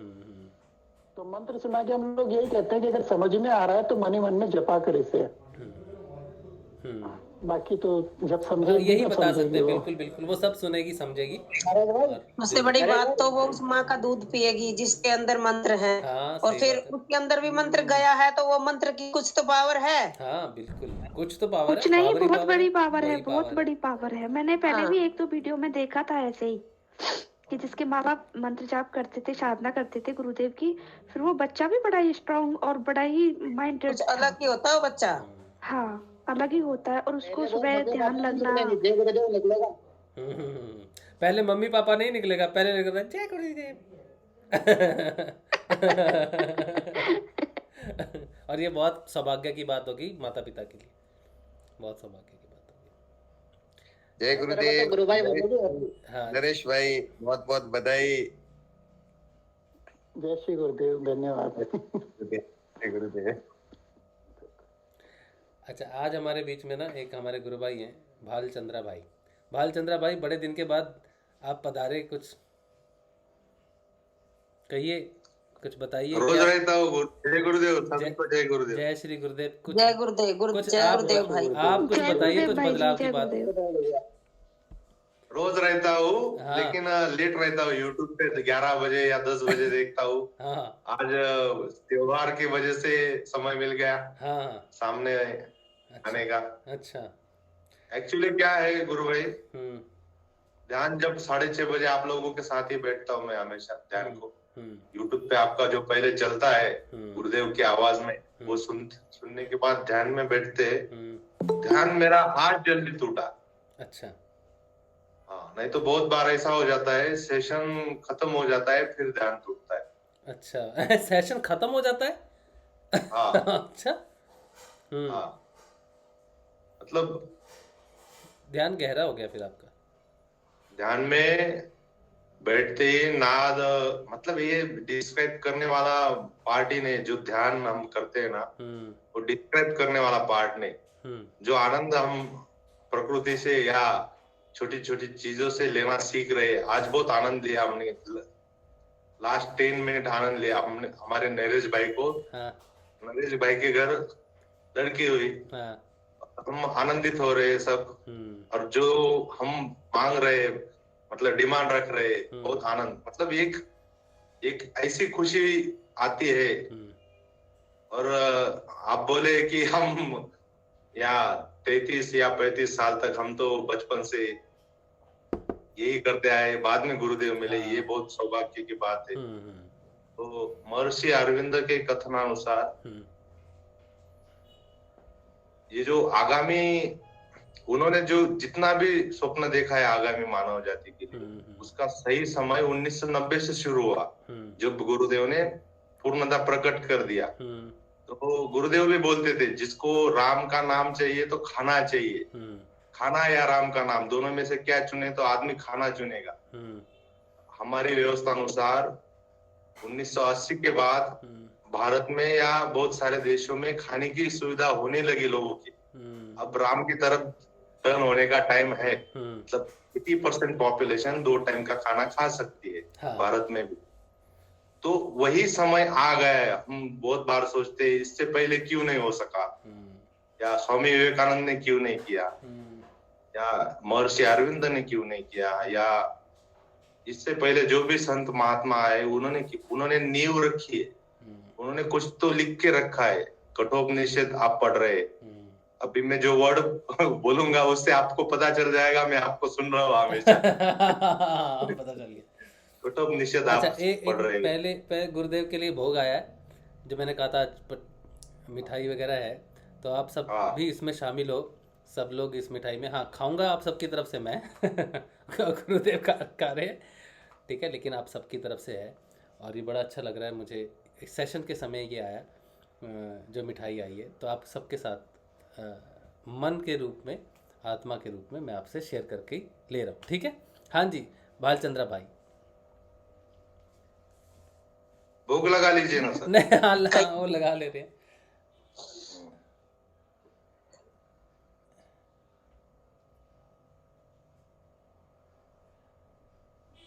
आवाज आ रही है?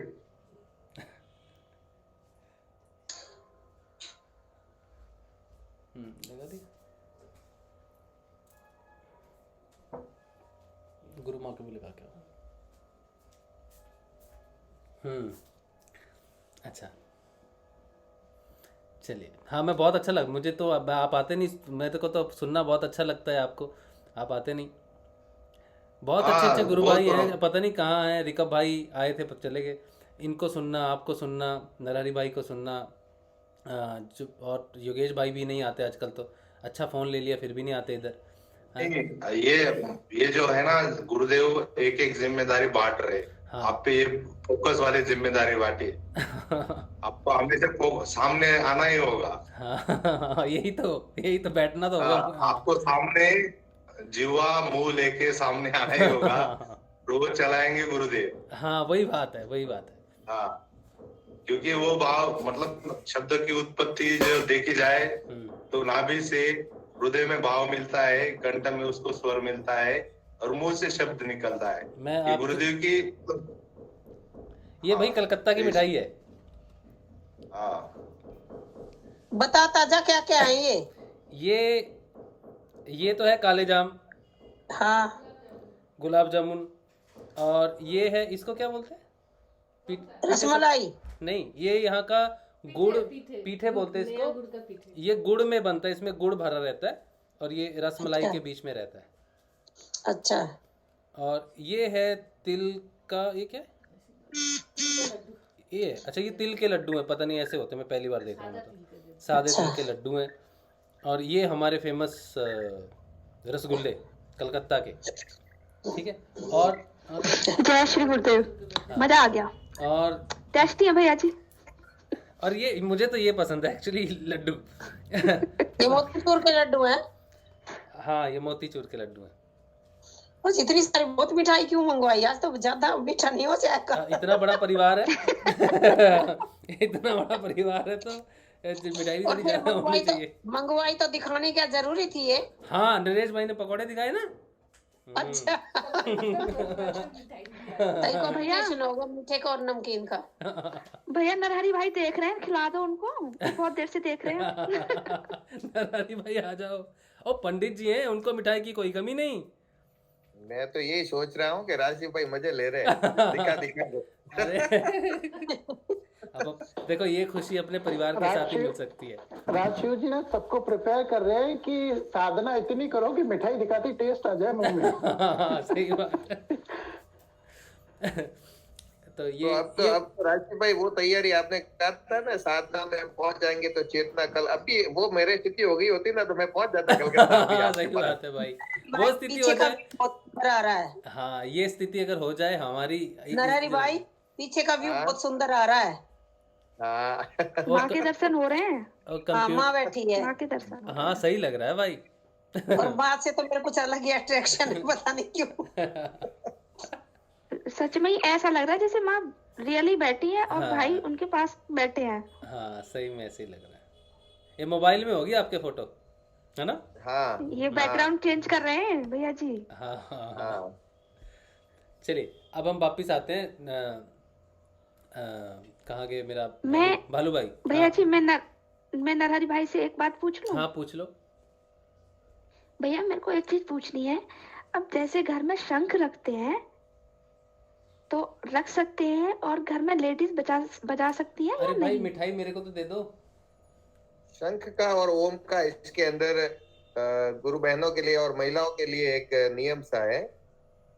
ओम का उच्चारण महिलाओं को नहीं करना चाहिए, ऐसा लिखा आता है। जो पुत्र की यानी संतान की इच्छा वाली महिलाओं को ओम ऐसे उच्चारण नहीं करना चाहिए और शंख नहीं बजाना चाहिए। इसका कारण ये बताया गया है कि उससे संतान उत्पत्ति में बाधा आती है, इसलिए लिखा जाता है कि ओम और शंख का नाद महिलाएं नहीं करती है। इसका कोई दूसरा कारण नहीं है, मुख्य कारण यही है। इसलिए वेदों के मंत्रों को प्रणव के बिना नहीं पढ़ा जाता है, यानी वेद के सारे मंत्र के आगे ओम लगता है।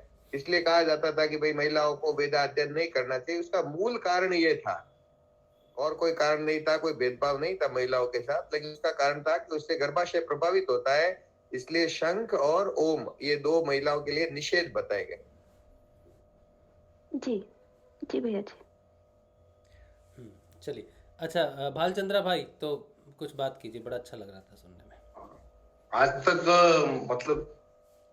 आज तक जितने संत महात्मा जो भी हुए आज तक, और जो भी अभी नरहरी भाई बता रहे, ऐसा वेदों में मतलब जो भी नियम बना था वो इसी दिन के लिए बना था।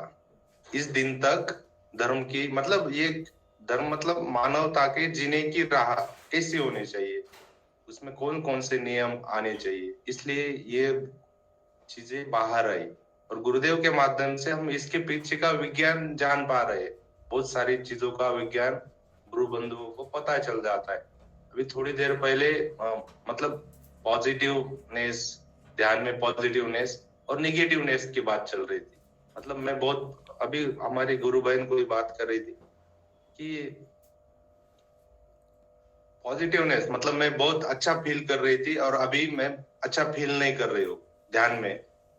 तो इसके बारे में महर्षि अरविंद जी कहते हैं एक उच्चतम स्थिति, मतलब कोई भी चीज ध्यान अच्छा लगना या ध्यान बुरा लगना, एक ही नाने की मतलब एक नाना है उसकी दो बाजू है। मतलब एक ही मतलब उच्चतम प्रकाश और निश्चितम अंधेरा। तो हम जब उच्चतम प्रकाश देखने जाते हैं तो निश्चितम अंधेरा भी हमको दिखाई देता है। मतलब 10 दिन अच्छा ध्यान लगा तो बीच में 4-5 दिन हमको उसकी अपोजिट साइड में झुकाव होगा ही, क्योंकि मतलब उनके कथनानुसार जितना आप ऊपर जाओगे उतना नीचे की तरफ जाने के लिए आपकी कितनी जगह है वो आपको दिखाई देगी। मतलब कोई भी अच्छा काम, हम किसी काम को अच्छा बोलते हैं तो उस अच्छे के विपरीत क्या रहता है वो भी आपको समझ में आता है अंदर। मतलब मैंने अच्छा काम, कोई अच्छी चीज है, जल्दी उठना, सुबह 5 बजे उठना अच्छी चीज है, लेकिन उसके विपरीत चीज है सुबह 10 बजे या 11 बजे उठना। ये भी अनुभव है, वो भी अनुभव है। दोनों में, एक में ठीक है लोग कहते फ्रेशनेस आती है, दूसरे में कहते ग्लानि आती है, लेकिन जिसके जिसके हिसाब से वो अलग चीज है। मतलब हमको दोनों देखनी है।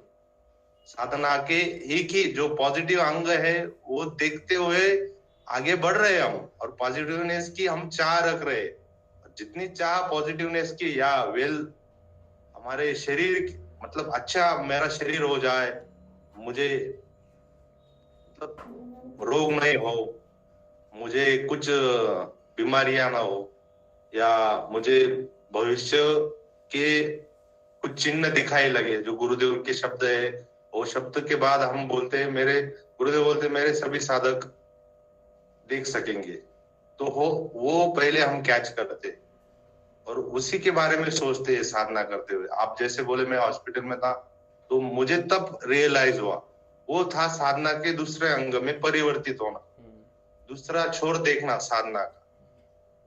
जब मतलब गुरुदेव कहते हैं ये मंत्र जपो तो जो बीमारी है अभी शरीर में उससे नहीं मरोगे। मतलब हमारे लिए वो सेटिस्फेक्शन है कि चलो ठीक है अभी शरीर में कुछ भी होगा, कहीं कैंसर की गठिया बन रही होगी वो भी नहीं बन पाएगी, या गुरुदेव हमको उससे नहीं मरने देगी। उसका अपोजिट साइड हमारी साधना में आता है, जब मृत्यु भय बहुत जोरों से हमको जकड़ लेता है, और तब मतलब जब साधना अच्छी चल रही थी तब गुरु के प्रति भाव, और साधना विपरीत होती है तब गुरु के प्रति भाव। वो भाव हमारा स्थिर है क्या, वो देखने वाले हम दृष्टा है।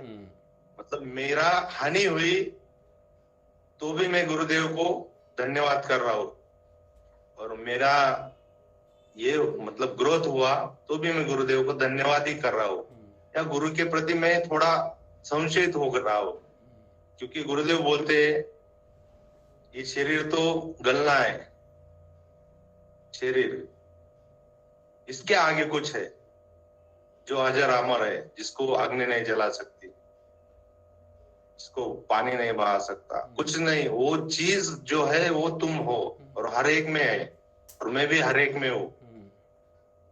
तो उसको ढूंढने निकले हम। वो ढूंढते ढूंढते हम गहराई में भी उतरेंगे और ऊपर चढ़ाई भी चढ़ेंगे। चढ़ाई चढ़ना है तो गहराई में उतरने को तैयार रहना होगा हम सब। मतलब फिजिकली, आध्यात्मिक, फिजिकल, मेंटल। गुरुदेव ने जो त्रिविध ताप बोले वो तीनों ताप मिटते हुए भी दिखेंगे और तीनों ताप आते हुए भी दिखेंगे। और छोर, और हम छोर पकड़ रहे हैं उनको। मतलब अभी गुरुदेव मैं तो बिगड़ा साधक हूँ तुम्हारा, मैं अभी लोगों के प्रति ईर्ष्या रखता हूँ ना गुरुदेव। ऊपर चढ़ना है मुझे, लेकिन नीचे की थोड़ी ईर्ष्या में पकड़ के रखा हो गुरुदेव। वो भी अच्छी लगती है गुरुदेव मुझे। अभी गुरुदेव मैं ऊपर चढ़ना चाहता हूँ आपकी उंगली पकड़ के, लेकिन मुझे लालच भी है गुरुदेव, मुझे बंगला भी बनाना है गुरुदेव, कमाना भी है गुरुदेव, मुझे हासिल करना है गुरुदेव। कुछ तो आस है मेरी गुरुदेव, जो आस है, आशा है।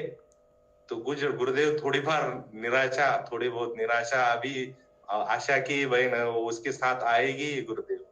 तो गुरुदेव बताइए आप ये आशा कैसे संभालू और ये निराशा कैसे संभालू, या मैं ये संभालू गुरुदेव कि जो मिल रहा है वो आपकी आशा से मिल रहा है, और जो निराशा आ रही है वो आपकी भी इच्छा है। आपकी इच्छा से अगर सब कुछ हो रहा है गुरुदेव तो मैं आपकी इच्छा ही पकड़ लेता हूँ गुरुदेव। मुझे आपके चरणों में पड़े रहने दीजिए गुरुदेव। मैं तो अभी कुछ जान नहीं पाया गुरुदेव, इस जन्म में मैं 35 साल से जो संस्कार लेके घूम रहा हूँ गुरुदेव, वो संस्कार मुझे चला रहे गुरुदेव। आप उसको समझाइए गुरुदेव, मनुष्य को संस्कार कैसे आते हैं। मनुष्य बचपन में तो निरागस रहता है।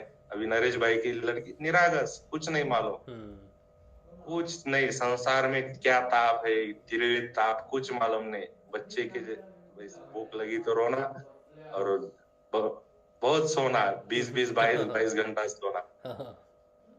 तो कैसे सीख गया गुरुदेव में ये ईर्ष्या, कैसे सीख गया?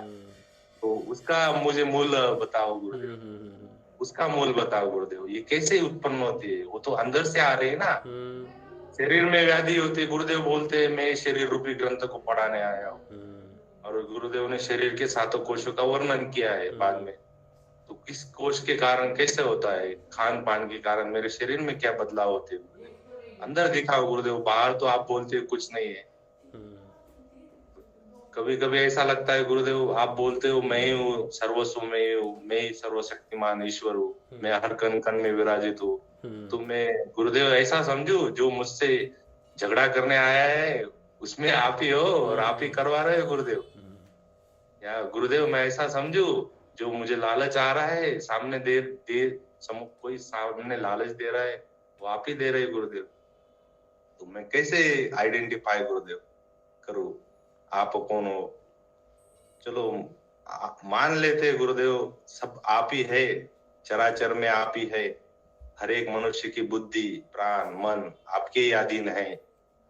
साधक के तो रहते गुरु के अधीन, लेकिन साधक, एक गुरुदेव बोलते हैं शिष्य मैं करता हूँ। तो शिष्य को इतनी विपरीत परिस्थिति में डाल के उसको असंख्य भय दिला के आप आपके चरणों में लेके आते हैं गुरुदेव, जैसा हमारे साथ घटित हुआ है। आपने अपनी मतलब जब पता चला आपका उंगली पकड़ के चलते हुए बड़े बड़े दुख भी सुख लगने लगते हैं गुरुदेव। जब आपकी उंगली नहीं थी गुरुदेव, तो छोटे छोटे दुखों में भी हम बहुत रोया किया करते थे। बड़े बड़े दुखों में भी आप हंसाना सिखा देते हैं गुरुदेव। यही आपकी लीला है गुरुदेव। और जो भी मतलब एक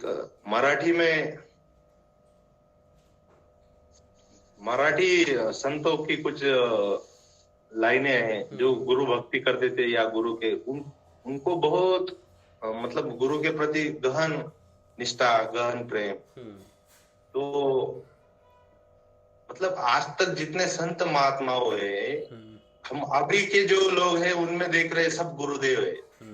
तो आज तक जितने संत महात्मा आज तक हुए, जिन्होंने हमारे सामने एक ट्रैक रखा है कि अध्यात्म में जाते हुए आपको क्या क्या अड़चने आएगी और क्या क्या, वही संत का चरित्र हमारे सामने आ जाता है। हम जिस स्थिति में रहे, हम शून्य है, मतलब साधना शुरू होते ही सब में कुछ ना कुछ जो विकार की बात करते हैं।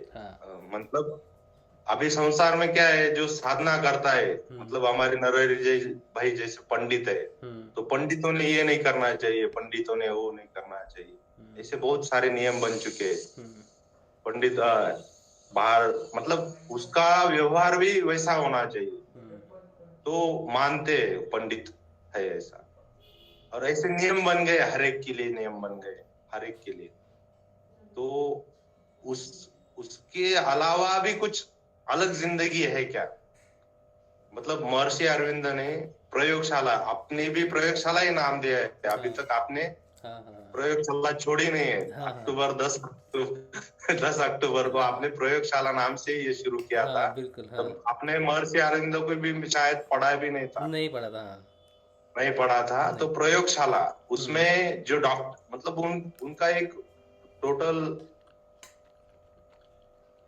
मतलब आगामी सभ्यता कैसे होगी मानव की, तो उसके ऊपर उन्होंने एक प्रयोगशाला बनाई और उसमें उनको सोच चाहिए थी उनके जैसे। तो मतलब मेरी धारणा जो ये वैसे सोच चाहिए, जैसे विवेकानंद जी ने कहा था मेरी धारणा। लेकिन गुरुदेव अभी 100 गुना बना रहे वैसी धारणा, 100 गुना बन रहे, मतलब 70-80% बन चुके हैं वैसी धारणा वाले लोग। जैसी धारणा महर्षि अरविंद ने चाहिए थी 100 लोगों में, विवेकानंद जी ने चाहिए थी 100 लोगों में, वैसे गुरुदेव अगर 100 गुना बना रहे, और विवेकानंद जी बोले थे ऐसे अगर हम 100 भी हो जाए तो कुछ ही समय में ये धरती के ये पलट देंगे हम, मतलब रहन सहन सब बदल जाएगा, युद्ध प्रेम में परिवर्तित हो जाएगा, ईर्ष्या प्रेम में परिवर्तित हो जाएगी, दिशाएं एक हो जाएगी, कुछ बाधा नहीं रहेगी। मतलब जो बाधा हम बोलते हैं कि बॉर्डर क्रॉस नहीं कर सकता कोई, हाँ, तो वे सारी बाधाएं, और जो स्वप्न नाथों ने मतलब जिस कार्य, ये लीला परमात्मा की ऐसी रहती गुरु, तो उन्होंने एक महाराष्ट्र में जो संत हुए, उनके जो गुरु थे, वो उनका पीड़ा हर लेते थे दीक्षा के बाद, और गुरुदेव ने पूर्ण विश्व को दीक्षा दी है, मतलब उन्होंने कितनी पीड़ा ली होगी। सही बात है, सही बात। तो चली गई मेरी आवाज आकाश में, अभी इसको कोई रोक नहीं सकता। तो इतनी मतलब मुक्त दीक्षा देकर कितनी पीड़ा ली होगी, और इतनी पीड़ा लेने वाला सर्वोच्चम कौन होगा, इससे ही पता चलता है गुरुदेव की उपाधि क्या है और गुरुदेव की राइट्स क्या है, अधिकार है क्या है। एक गुरु शिष्य परंपरा में अगर आप किसी शिष्य को चुनते हो तो उसके प्रारब्ध के कर्म के कुछ फल गुरु धारण करता है और उसको निपटाने में मदद करता है, और एक जीवन में एक सच्चा शिष्य बना के निर्वाण में चला जाता है। तो गुरुदेव ने विश्व को दीक्षा दी है, आने वाले सभी गुरु भाई है हमारे, उनको दीक्षा दी, मिल चुकी है आवाज, जो कहा जा चुका है, देखा सुना जा सकता है। वैसे ही गुरुदेव ने ब्रह्मांड में अपना दीक्षा छोड़ दी है। तो अभी बहुत आनंद, मतलब इतना दुख का भरा पीरियड है, फिर से कोरोना की वेव्स आ गई, 3rd वेव्स महाराष्ट्र में जोरों शोरों से चल रही है। फिर भी ये बाहरी लाइफ है ना, कुछ तो ये मतलब छलावा टाइप लगता है कि ये बहुत बार हो चुका है, ऐसा एक बार नहीं हुआ। सृष्टि क्रम में ऐसा बहुत बार होता रहे, बहुत बहुत माता पिता ये धारण किए हमने, इस जन्म के माता पिता का रोना लेके पकड़े, बहुत बहुत बार असंख्य बच्चों को जन्म दिया है हमने, लेकिन हर बार हम हर्षोल्लास के साथ हर एक का स्वागत करते आए। मतलब गुरुदेव ऐसा सृष्टि का जो चक्र है उसमें अटका के रखते हैं, और समझो तो ऐसा जिसको होता है वो सबसे बाहर चला जाता है। जितने भी गुरु भाई हमारे साथ थे वो सब साधना में ही है, साधना का हर एक पड़ाव अलग अलग रहता है, लेकिन जो बोलते ना कुछ अलग स्पेशल के लिए चुना गया है जिनको, तो उनको वही साधना रहती है। मतलब जो 6:30 बजे कंप्यूटर ऑन करना, आंख बंद भी नहीं की ना, तो यही आपकी साधना है। आपने मतलब जो काम गुरुदेव ने आपको सौंपा है, आदेश, नाथ मत में आदेश शब्द को बहुत मायने रखता है, आदेश और अलग निरंजन, ये शब्द नाथ मत में बहुत मायने रखते हैं। उसमें आदेश शब्द बहुत पावरफुल है, मतलब गुरु का आदेश शिरोधार्य करना। गुरु के आदेश से मैं फिजिकली पूर्ण समय देकर, और मेरा जो फिजिकल यंत्रणा है मेरे पास स्वर है, मेरे पास जीवा है, मेरे पास बोलने की ताकत है, वो मैं गुरुदेव को सौंप रहा हूँ, वो गुरुदेव बोलेंगे। वैसे फिजिकल और आपने और अपना भगत सिंह भाई ने पिछले महीने में पलाना धाम जाने से पहले प्रार्थना शब्द पे बहुत जोर दिया। उसके बारे में सेशन नहीं हो पाया बाद में, लेकिन वो एक अलग तरह की गुरु का आदेश और गुरु की सेवा अलग है। मतलब मन से विकल्प रहित होकर, खुद का स्वार्थ छोड़कर, विश्व कल्याण के लिए जो अंदर से गुरु के प्रति भाव रखकर जो प्रेरणा आती है, जो करुण पुकार आती है, वो प्रार्थना हर एक साधक को करने, मैं गुरुदेव का साधक हूँ, मेरा परिवार गुरुदेव की साधना करता है, इसलिए हमारे घर में कोरोना नहीं आएगा, ऐसा बहुत सारे लोगों को लगता है, या हमारे घर में आएगा भी तो ऐसा चला जाए। हमारा नहीं है, विश्व हमारा घर है। तो ये विश्व से हटने के लिए कुछ तो इम्प्रेशन उस वेव्स पे, वो कोरोना मतलब एक लहर है, वो एक वाइब्रेशन से, क्योंकि कुछ भी नया बनता नहीं। मतलब हम साइंस के हिसाब से जाए और गुरुदेव के साइंस के हिसाब से जाए तो कुछ भी क्रिएट नहीं होता, डिस्ट्रॉय नहीं होता, वो फॉर्मेट बदलता है। फॉर्मेट वैसा ही एनर्जी का एक अलग फॉर्मेट है, इसको हम एनर्जी के अलग, हमारे डिवाइन के अलग फॉर्मेट से इसको हम मतलब निस्वार्थ होकर इसको हम ये कर सकते हैं।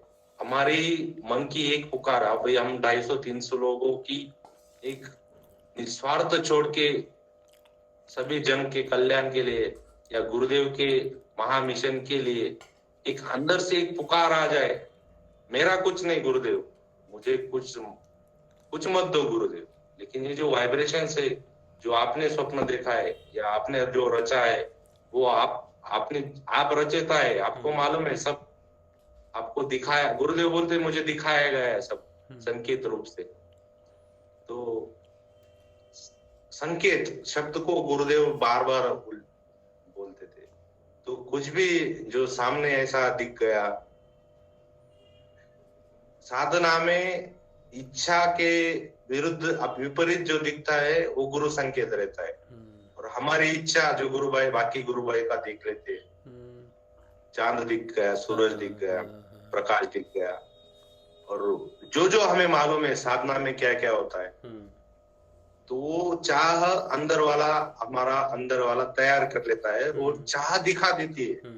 इसलिए आप जो जोर दे रहे व्यवहार कैसा होना चाहिए, आपको अभी भी एमएलए बनने की चाह है, आपको आप जिस संगठन में हो उसमें आपको उच्च पद पर जाने की चाह है, या मतलब छोटी छोटी चीजों से हम नाप सकते हैं, हम खुद को मना सकते। सही बात है, स्वाध्याय के में पता चलता है, स्वाध्याय, और उसमें भौतिक संसाधनों का अंदर पूछो, क्या झुग्गी में भी रह सकता हूँ अभी भी, ये जो बंगला मैंने बनाया है इसको छोड़ के मैं झुग्गी में जा सकता हूँ क्या?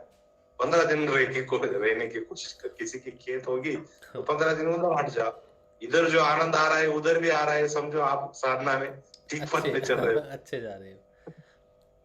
बड़ी गद्दी पे सोने की आदत है, चटाई पे सो के देखो, मतलब लगे तो ये साधना ऐसी है, लगे तो, मुझे लगा, मैंने करके देखा, जिसको लगेगा वही करेगा, मैंने जो किया वो सबने नहीं करना चाहिए। सही बात है। किसी को मतलब साधना में जिसकी अलग अलग, हर एक की साधना अलग है लेकिन भिन्न नहीं, साधना अलग है भिन्न नहीं है। जो आशा है वो किसी की थोड़ी बड़ी होगी, किसी की छोटी आशा ही होती है, और उसमें खुद को मतलब जब खुद को टटोलना शुरू करते हैं ना, तो बाहर क्या घटित हो रहा है। कभी कभी हम अकेले बैठे हैं, हमारे आजू बाजू 10-12 लोग बैठे और हम खुद को टैली कर रहे, किसी ने हमारी निंदा कर दी तो मैं अंदर से ढल गया, या किसी ने स्तुति कर दी तो क्या मैं उभर आया अंदर से, मेरा मैं जाग आया, स्तुति की, तो जो मेरे साथ घटित हो रहा है वो किसने किया? गुरुदेव ने किया। मेरे माध्यम से जो अच्छा काम हुआ गुरुदेव ने किया, तो गुरुदेव की स्तुति है, मैं क्यों लूं? वैसे ही नेगेटिवली ले जाए तो निंदा, गुरुदेव मेरे पास नहीं पूछता कुछ, से सब आपको ही अर्पित है। मतलब छोटे छोटे भावों को देखना, ये हमारी सूक्ष्म आराधना हुई, जो मन से लेके मन पर आराधना होती है, जो अति मन बाद में बोला है महर्षि अरविंद ने, उसमें डेवलप होनी है। ये हमारे मन पर बहुत कार्य होता है, और प्राण पर और शरीर पर हमारा कार्य, मतलब शरीर पर कार्य वो अलग बात है। शरीर की जो व्याधि है मैं उनको स्वीकार कर रहा हूँ। जब तक मन नहीं शुद्ध होगा तब तक प्राण शुद्ध नहीं होंगे, जब तक प्राण शुद्ध नहीं होंगे तब तक शरीर की शुद्धि हो नहीं सकती। और सब साइमल्टेनियसली गुरुदेव चलाते, शरीर मन और प्राण। हाँ सही बात है। जो बोलते ना मैंने ले लिया है, तो साइमल्टेनियसली लगता है 50% शरीर शुद्ध हो गया। प्राण पे प्राण यानी श्वास का नियम, श्वास का नियमन ऐसा होता है। बहुत बार ऐसा लगता है गुरु भाई, अनुभव है, समझो ध्यान खुलने के बाद लगता है अभी मैं सांस ले रहा हूँ, इतनी देर तक सांस नहीं लिया, लगता है फेफड़े भी अंदर मतलब ये हो गए होंगे, सिकुड़ गए होंगे, गला भी सूख गया होगा। जब हवा बीच में जाती है या बाहर आती है तब जो भी घटित होता है ना, तो प्राण नियमित होते हुए बहुत तकलीफ देता है। प्राण सबसे ज्यादा तकलीफ देता है भाई। वो नियमन में बहुत तकलीफ देता है। बहुत बार ऐसा लगता है अभी रुक गया, बाहर निकल गया, बाहर ही रह जाएगा, अंदर आ गया, अंदर ही रह जाएगा। मैं एक बार सो रहा था, मेरा सोते सोते प्राण रुक गया था, ठीक है, तो मैं उठ गया। मैंने कहा ये क्या हुआ, फिर सोया, फिर रुक गया था, फिर मैं थोड़ा टहलकर्मी किया देखा, क्योंकि प्राण जो क्रियाएं चलती हैं हमारी वो 24 घंटे चलती हैं सूक्ष्म रूप से अंदर। तो और जो आप बात बोल रहे हो प्राणों के, प्राण अपने आप छोटे हो जाते हैं कई बार, प्राण कई बार बड़ा खुल के आएगा, कई बार वो छोटा छोटा प्राण रहेगा, ऐसा लगेगा मैं सांस तो ले रहा हूँ, ये जा कहाँ रहा है ये पता नहीं, वो अंदर फील होता, जैसे फील होगा आपको अंदर आपने सांस किया, कई बार ऐसा फील होता है कि सांस लिया तो है लेकिन गया कहाँ ये पता नहीं। हाँ कंटिन्यू कीजिए भाई। हम इस आराधना में बहुत जब आनंद तब आने लगता है जब गुरुदेव समझा देते तेरे हाथ में कुछ थे, सही बात, पूर्ण पूर्ण रूप से समझा देते तू कुछ नहीं कर सकता, तू करता है ही नहीं। और जब सब वो मतलब कॉपी राइट्स रहते ना, सब अपना प्रॉपर्टी सब अपने नाम पे करवा लिया, तो रास्ते पे अकेले घूमना है, जहाँ खाना मिले वहां खाना है। मतलब एक सपोज क्या रहता है, अपने पास कुछ रहा तो हम उसका उपभोग कर सकते हैं। अगर सब कुछ उन्होंने ही ले लिया तो जो देंगे वो खाएंगे। और जो आनंद मतलब समर्पण की भी अलग अलग व्याख्या है। पूर्ण समर्पण गुरुदेव बोलते हैं। बाद में कुछ जगह जो भक्ति मार्ग है, भक्ति मार्ग में दो रहते हैं, एक उसका आराध्य और वो जब तक शरीर रहता है वो मतलब मोक्ष उनके चरणों में रहता है। बहुत जगह कहला है मोक्ष उनके पीछे घूमता है, भाई मोक्ष ले लो। जो आपने पीछे रामकृष्ण परमहंस को बताया था, लाहिड़ी महर्षि, उन्होंने उनको कहा था कि ये तलवार ले और उसको काट, तेरे आराध्य को काट।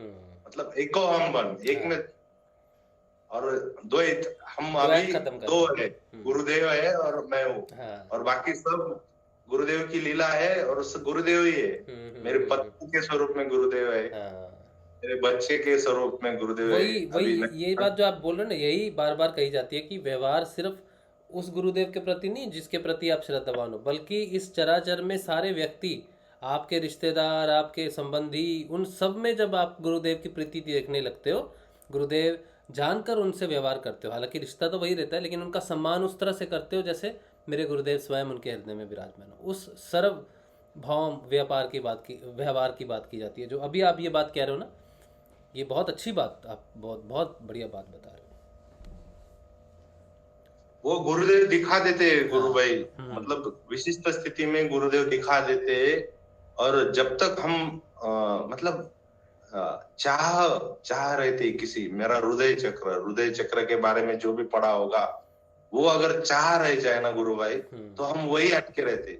चाह छूटते आगे, एक चाह छूटना मतलब एक कदम आगे बढ़ा पाना, ये बहुत बड़ी बात है। हाँ बहुत बड़ी बात है।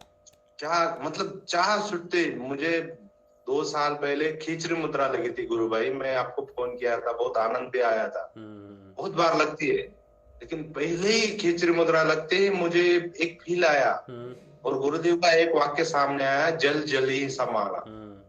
मतलब अंदर का जल और बाहर का जल कुछ अलग नहीं है, जल समान है। तब से बहुत बार मतलब दिन भर में भी बहुत बार जीवा ऊपर ही लटकी रहती है, जब बोलने को आता हो तो सामने आ जाती है। मतलब शरीर में घटित हो रहा है, खिचड़ी मुद्रा शरीर से रिलेटेड है। एक प्रश्न है भाई मेरा यहाँ पर, मेरा प्रश्न है जो मेरे मन में है, जिसे मैं मानता हूँ और आप उसकी सही व्याख्या दे सकते हो क्योंकि मैं उसे ज्ञान के हिसाब से देखता हूँ, लेकिन क्योंकि मुझे अभी उस चीज़ की प्राप्ति नहीं है तो मैं उस चीज़ को उस तरह से नहीं रख रहा सबके सामने। बहुत दिनों से मेरे मन में ये बात थी कि ये बात सामने आए सबके। हम सब सोचते हैं कि हमें खिचड़ी मुद्रा लगेगी तो हमें वो अमृत मिलेगा, हमारी सारी व्याधियाँ दूर हो जाएंगी। मैं हमेशा से ये बात करना चाहता था कि खेचरी मुद्रा का जो पान है, खेचरी मुद्रा सिर्फ हमारी बीमारियों को ठीक करने के लिए नहीं है, बल्कि बीमारियां क्या होती हैं पहले तो ये समझना ज़रूरी है। वो व्याधियां सिर्फ शरीर में नहीं होती, हमारा जो प्राण है इसमें जितने भी भाव हैं उन भाव भी बीमारियां हैं। हमारे जो त्रिगुणात्मक गुण हैं वो भी बीमारियां हैं। तो जब खेचरी मुद्रा का आप पान करते हो तो खेचरी मुद्रा का जो रस टपकता है, एक तरह से वो हमारी शुद्धि सिर्फ शरीर की नहीं करता, बल्कि वो हमारे भावों की शुद्धि करता है। हमारे रोग, जितने भी रोग हैं, सारे रोग जो प्राण में हैं, जो मन में हैं और जो शरीर में है, उन सब को वो ठीक करता है। और एक चीज़ है कि जब हम समझते हैं कि नशे की जब हम बात करते हैं ना, कि किसी को सिगरेट का नशा है, किसी को शराब का है, या किसी को किसी भी चीज़ का है जिससे उसको आनंद आता है। नशे इतने सूक्ष्म है, नशे हमारी आदतें हैं, आदतें भी हमारा नशा है। कि सुबह उठ के कोई पर्टिकुलर किसी को चाय खाने का जैसे है, ठीक है, ये तो एक नशा हो गया। ये तो खाने पीने के नशे हो गए। कुछ नशे व्यवहारिक होते हैं, ठीक है, कुछ नशे मानसिक होते हैं। वो उन नशों से मुक्ति भी मिलती है सूक्ष्म रूप से। तो ये जो खेचरी मुद्रा की लालसा है कईयों में, अभी भालचंद्रा भाई आप अपना जो एक्सपीरियंस है खेचरी मुद्रा के प्रति वो बताएंगे। उससे पहले मैं एक भूमि रख दे रहा हूँ कि खेचरी मुद्रा की चाह रखने वाले मैं भी रखता था, ठीक है, मेरी भी चाह बड़ी थी कि मुझे खेचरी मुद्रा लगेगी या कुछ होगा।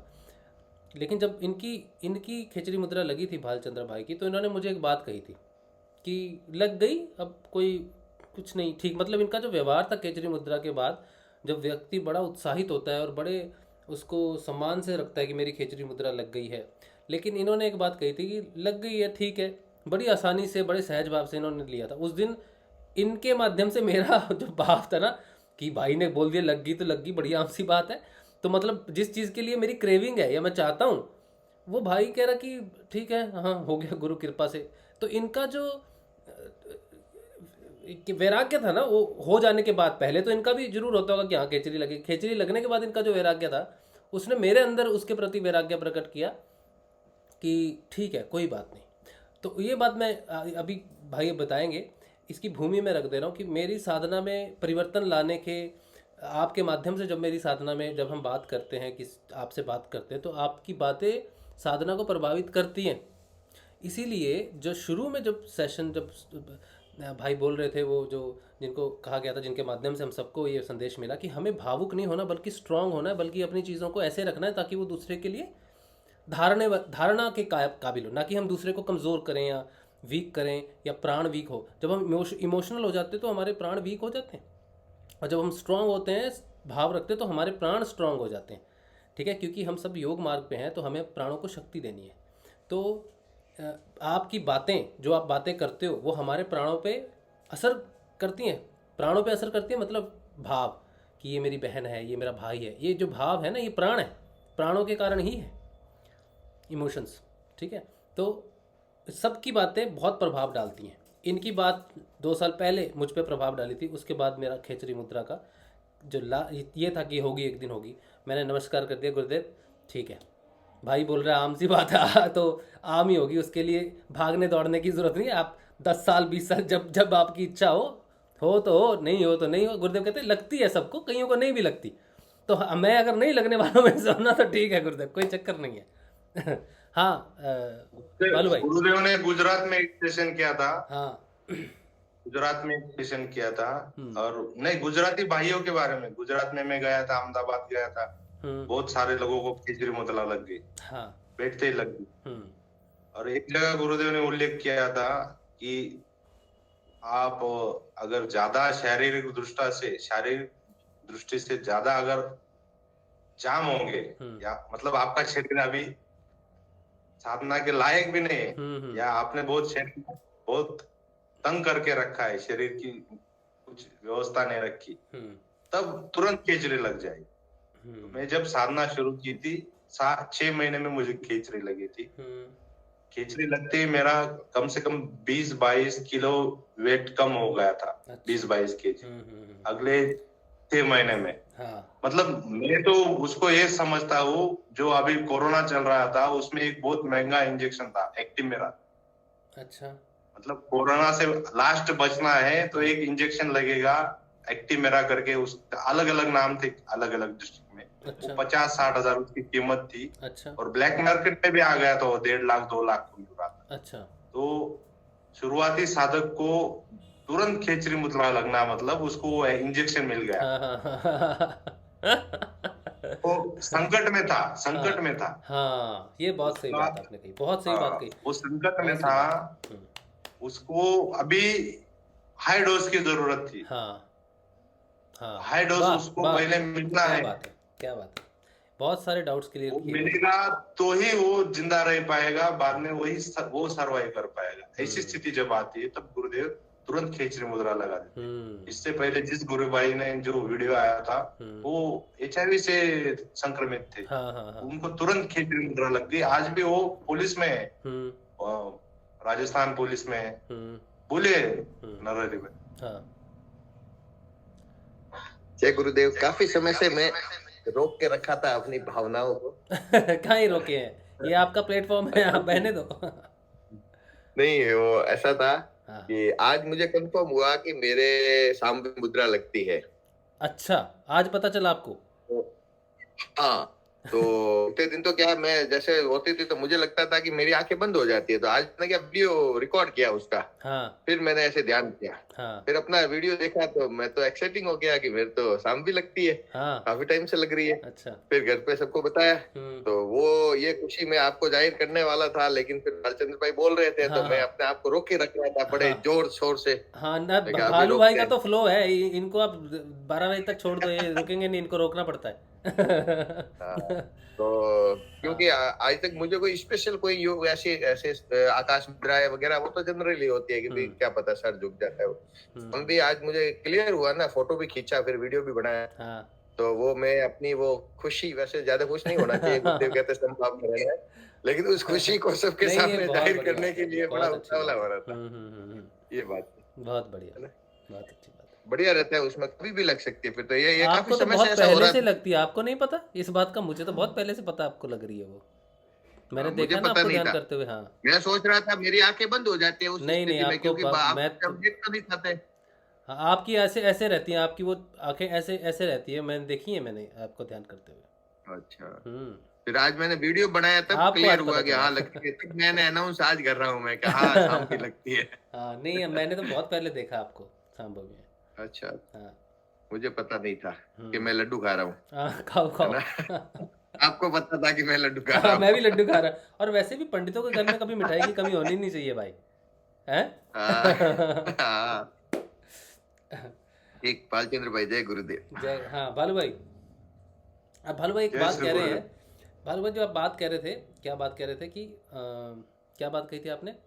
मैं थोड़ा सा उस पे भूमि रखूं। वही कि जब साधक बहुत संकट शुरू में गुरुदेव खिचड़ी मुद्रा उसी को देते हैं। इस बात पे मैं एक चीज कहना चाहता हूँ। जिस गुरु भाई, मैं क्या बोलता हूँ सर, उसके पीछे की पार्श्वभूमि में बताता हूँ। मैं 32 इयर्स ओल्ड था। मेरा हाई वेट की वजह से मुझे मेरी सीढ़ियां नहीं चढ़नी आती थी, बहुत दम लगता था चढ़ते हुए। और मेरा बड़ा लड़का था कुछ 4-5 साल का, और छोटा एक 1.5 साल का। तो मैं रात को उठ के, वो सोए रहते थे, उनकी तरफ देख के मतलब मेरे बाद इनका क्या होगा ये सोचता था। अच्छा। तो मैं जब सोता था तो मेरे सीने पे बहुत प्रेशर रहता था। अच्छा। बहुत ऐसा लगता था मैं सोते सोते मर जाऊंगा, सुबह उठूंगा तो ये सब रोएंगे। और इमेजिनेशन, मतलब जो बोलते गुरुदेव मृत्यु भय बोलते थे। गुरुदेव। तो उसमें मैं 1.5-2 साल जिया। अच्छा। ये साधना के दौरान की बात कह रहे हो ना? साधना से पहले? साधना से पहले। साधना से पहले। अच्छा, साधना से पहले। अच्छा। जब गुरुदेव मिले। हाँ, लेकिन आप तो गुरुदेव को जानते थे 2008 से। गुरुदेव की तस्वीर में 2009 से देख रहा हूँ। हाँ, अच्छा। हाँ, गुरुदेव की तस्वीर 2009 से देख रहा हूँ मेरे अंकल के यहाँ। और गुरुदेव की मुझे उन्होंने बोला, तब मैं 25 साल का था। और मेरी नई नई शादी हुई थी। उन्होंने बोला कुछ मंत्र जाप ऐसा वगैरह करोगे, तुम इंटरेस्टेड हो? मैं बोला मेरे अभी नई नई शादी हुई है यार, मुझे तो नहीं आती। और ये मेरे दादाजी करते हैं गांव में, वो रामकृष्ण हरी, वो वारकरी मतलब वैष्णव है, वो करते रहते रात भर। रात को 12 बजे उठते भी करते हैं, बुढ़े सोने नहीं देते मतलब हमको। तो मुझे नाम जप करने वालों के प्रति घृणा थी मुझे। अच्छा। और रामकृष्ण हरी शुरू करने के उनकी हरिपाठ और आराधना शुरू हो जाती थी। महाराष्ट्र में हरिपाठ बहुत जोरों से चलता है। वैष्णव आराधना, ज्ञानेश्वर माउली, निवृत्तिनाथ जी के शिष्य, नाथ परंपरा ही है वो। तो वो सुबह 4 बजे शुरू हो जाती है और हम कान पकड़ के ऐसे सो जाने का, बुढ़ा उठ गया। मतलब एक घृणा, आध्यात्मिक लोगों के प्रति बहुत सारी घृणा में एट द एज ऑफ 33 तक पालता रहा। अच्छा। वही दादाजी मेरे 2018 में सितार गए स्वर्ग, और वो पैदल यात्रा में जाते थे। तो किसी ने सुझाव दिया कि आप उनकी श्रद्धांजलि के प्रति आप जाओ, वो जिस यात्रा में जाते थे उधर जाओ। तो यहाँ नासिक में त्र्यंबकेश्वर में यात्रा रही थी, वो पैदल यात्रा। अभी 28 तारीख को है, जनवरी को है, लेकिन कोरोना के वजह से इस साल भी नहीं हो रही। अच्छा। 28 जनवरी के एकादशी के दिन हो गए। तो मेरे 2 भाई गांव से आए 100 किलोमीटर से पैदल, उस पे भी मैंने शॉर्टकट ढूंढा। मेरी ड्यूटी रहती है, मैं नासिक से जाऊंगा, मतलब मैं सिर्फ 30 किलोमीटर चलूंगा। 30 किलोमीटर ने मुझे पूरी जिंदगी, मतलब वो नाथों के द्वार में मैं पहली बार गया। अच्छा। तो वहां फर्स्ट टाइम, मतलब पहली बार मैं किसी मंदिर में गया या चलते हुए गया, तो वहां मैं तिरस्कार का कारण बना, क्योंकि मैं तब नॉनवेज खाता था और उस पंथ में नॉनवेज खाना बहुत वर्जित है। अच्छा। तो आप कैसे आ गए, आप तो सब चलता है आपको, आप कैसे आ गए, ऐसा मुझे बहुत सारे लोग सवाल पूछने लगे। मैं बोला भाई हमारे दादाजी तो थे, आपकी बिरादरी के थे, तो उनको श्रद्धांजलि मिले या उनकी आत्मा को शांति मिले थोड़ी बहुत, इसलिए हम आ गए दादाजी की शांति के लिए। लेकिन मैं आप में से नहीं हूँ, टेंशन मत लो, मैं आप में नहीं आऊंगा। और मैं जब उधर गया, उधर मैं उस नाथ के दरवाजे पे खड़ा रह के, वो बहुत भीड़ थी, दर्शन तो नहीं होने वाला था, मुझे वापस आना था तुरंत अगले दिन ड्यूटी के लिए। तो मैं दरवाजे पे, मैं जैसा हूँ वैसा सीख करने वाला अगर गुरु होगा तो भेज दे, नहीं तो तेरे द्वार पर मैं कभी नहीं आऊंगा। क्या बात है, चैलेंज मार दिया। हाँ, वो घटना हुई 31 जनवरी की, उस साल 31 जनवरी की हुई। अच्छा। और 24 मार्च को गुरुदेव अच्छा मुझे मिल गए। क्या बात है, क्या बात है, ये तो बड़ी ये मतलब जो ताप रहता है हमारे, और हमारा अनुतापा विना भाव कैसा रहे, जो अनुताप रहता है, छोटा छोटा ताप रहता है हमको, उसके बिना भाव स्थिर नहीं होता। अनुभवे पाए शोधो नहीं। हमको अनुभव से मतलब गत जीवन में जितनी तकलीफ हुई है, वो अनुभव अगर सामने रखेंगे, वो ताप अगर सामने आएगा, तो ये बहुत बढ़िया हम लाइफ जी रहे हैं। आप गुरुदेव की उंगली पकड़ के जीते हो, बहुत मजा। बहुत सही बात है। मैं यहाँ पे आप एक चीज कहना चाहूंगा कि दादाजी इतने आध्यात्मिक थे, वो जीते जी जो नहीं कर पाए, उनकी मृत्यु के बाद, स्वर्ग सिधारने के बाद उन्होंने अपने पोते को रास्ता दिखा दिया। उनके लिए गए तो उनका ही हुआ ना, उनका ही मार्गदर्शन हुआ एक तरह से। वो नाथों का कर्जा था और दादाजी पे कि बच्चे को भी देखो लगा दो लाइन पे, और उन्होंने जाके वही बात कही कि मैं जैसा हूँ वैसा स्वीकार करने वाला अगर हो तो कोई, तो वो आपकी प्रार्थना सुन रहे। हाँ, आप वहाँ दादाजी के लिए गए हो, ये भी वो जानते हैं, इसका अर्थ है। और आपको बुलाने वाले भी वही हैं, और दादाजी की ही रिक्वेस्ट होगी कि इसको बुलाओ, हाँ, और इसको बताओ ये है, ये चीज़ें हो सकती हैं। कितनी अद्भुत कहानियाँ सूक्ष्म रूप से हमें गाइडेंस कितनी सूक्ष्म रूप से प्राप्त होती है। गुरु का हमारे में जीवन में आना, हमें कभी कुछ दिखाई ही नहीं देता भौतिक रूप से, लेकिन आज अगर आप इस बात को समझ पा रहे हो कि सच्ची हमारे जो पेरेंट्स हैं उनकी संपत्ति ही नहीं बल्कि उनकी सूक्ष्म संपत्ति, उनकी बीमारियां भी हमें मिलती हैं। जैसे हेरिडेटरी बीमारी है भाई, इसको शुगर की, या इसको हेरिडेटरी बीमारी है इस तरह की, उसी तरह से अगर उनकी संपत्ति मिलती है, उनकी बीमारियां मिलती हैं, तो उनकी आध्यात्मिक संपत्ति भी संतान को प्राप्त होती है, क्योंकि वो उनके किए हुए कर्मों को भोगता है। मैं खुद इस बात का गवाह हूँ कि मेरे नाम के साथ अगर राज शिव लगता है, ये शिव का अर्थ ही है कि मेरे पिताजी का नाम शिव था, शिव कुमार शर्मा। तो उनकी जो आराधना श्री कृष्ण के प्रति रही है, और आज श्री कृष्ण रूपी गुरुदेव मुझे प्राप्त हुए हैं। और गीता का जो मैं हमेशा बताता हूँ, जो वो पता नहीं पिताजी ने ऐसा कौन सा संकल्प लिया होगा श्री कृष्ण से कि तू मुझे 50 से पहले ले जा रहा है, ठीक है मेरे बच्चे छोटे हैं, लेकिन तू उनको कभी छोड़ के नहीं जाएगा। मैं तो जा रहा हूँ लेकिन तू छोड़ के नहीं जाएगा। गीता कभी छोड़ के नहीं गई मुझे। मैंने मंदिर में दान भी कर दिया तो वो वापिस मेरे घर में आए। कैसा संकल्प रहता है माता पिता का, हमारे एंसेस्टर्स का, हमारे पूर्वजों का हमारी साधना में। तो जब हम साधना कर रहे हैं ना, तो इसका अर्थ ये है कि हमारी मुक्ति अगर होती है तो उससे पहले हमारे एंसेस्टर्स की मुक्ति होनी चाहिए, हमारे पूर्वजों की मुक्ति होनी चाहिए। सबसे बड़ा श्राद्ध नाम जप है।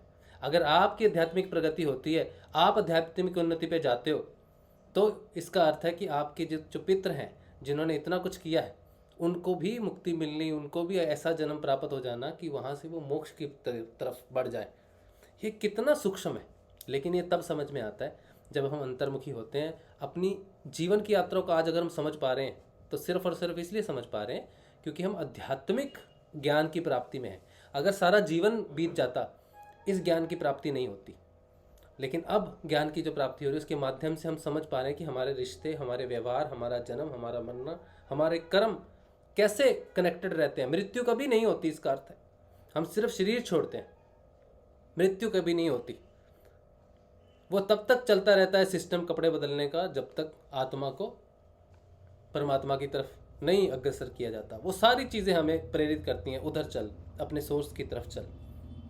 बालचंद्रा भाई की ये बात उनके दादाजी के प्रति, उनके दादाजी ने जो किया तो वो जीवित रह के तो नहीं किया, तो यानी कि उनके दादाजी की कभी मृत्यु हुई नहीं।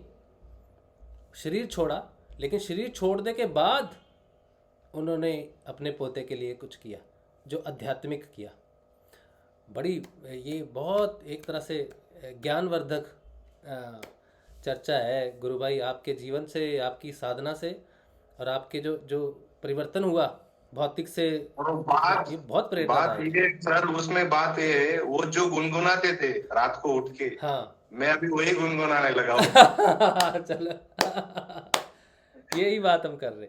क्या बात है, देखो कितनी अच्छी बात है। जानना, ज्ञान मतलब आज किस चीज का प्राप्त हुआ है। जब मैं पढ़ा, महाराष्ट्र में जितने धरोहर है संतों की, जो शब्द है वो सब परमात्मा के प्रति रहते या गुरु के प्रति रहते। मैं तो गुरु को सिर्फ ये फोटो वाले गुरुदेव नहीं मानता है। वो जब आज तक जितने अवतार हुए वो मेरे गुरुदेव ने भेजे थे, और उनके माध्यम से गुरुदेव को कुछ कहना था। तो मैं जो भी किताब महर्षि अरविंद पढ़ रहा हूँ तो ऐसा लगता है गुरुदेव सब मुझे बता रहे हैं। हाँ, ऐसे ही लगता है, बिल्कुल सही बात। हाँ, कोई भी किताब पढ़ो सामने आए, वो गुरुदेव ही बता रहे हैं मुझे, अलग कोई दूसरा है ही नहीं गुरुदेव के अलावा। गुरुदेव के अलावा, हाँ सही बात है, कोई दूसरा है ही नहीं गुरुदेव का अलावा कोई दूसरा। तो मैं जब उसमें जो भाव रहता है वो पकड़ते हुए, जब मैं हरिपाठ पढ़ा, तुकाराम गाथा पढ़ी, नामदेव गाथा पढ़ी, नामदेव 11वीं सदी के कुछ संत है, कुछ 17वीं सदी के संत है, तो वो जब एकोहम तक पहुंचते, उनकी यात्रा रहती है, तो यात्रा में उनके अनुभव कैसे कैसे रहे, वो उसके बारे में बहुत सारे श्लोक उन्होंने लिख के रखे। तो हर एक व्यथा के ऊपर श्लोक है, हर एक मतलब ज्ञानेश्वरी जो गीता का मूर्त रूप है मराठी में ट्रांसलेट किया है 11वीं सदी में, वो पढ़ते हुए लगता है ये तो कुछ मुझे पहले से ही मालूम है। कुछ चीजें मुझे 1-2 महीने में कंठस्थ हो गई। हाँ। तो गुरुदेव बोलते आराधना जहाँ छूटती है वहां से शुरू होती है। इससे पहले भी मैं मराठी में आराधना की होगी, ये सब मैंने पढ़ा होगा, पिछले 1000 साल से वो ग्रंथ है सामने। तो ये मेरा पहले फर्स्ट टर्न तो नहीं है, इससे पहले जब आया होगा तो पढ़ लिया होगा मैं, सब वो रट लिया होगा।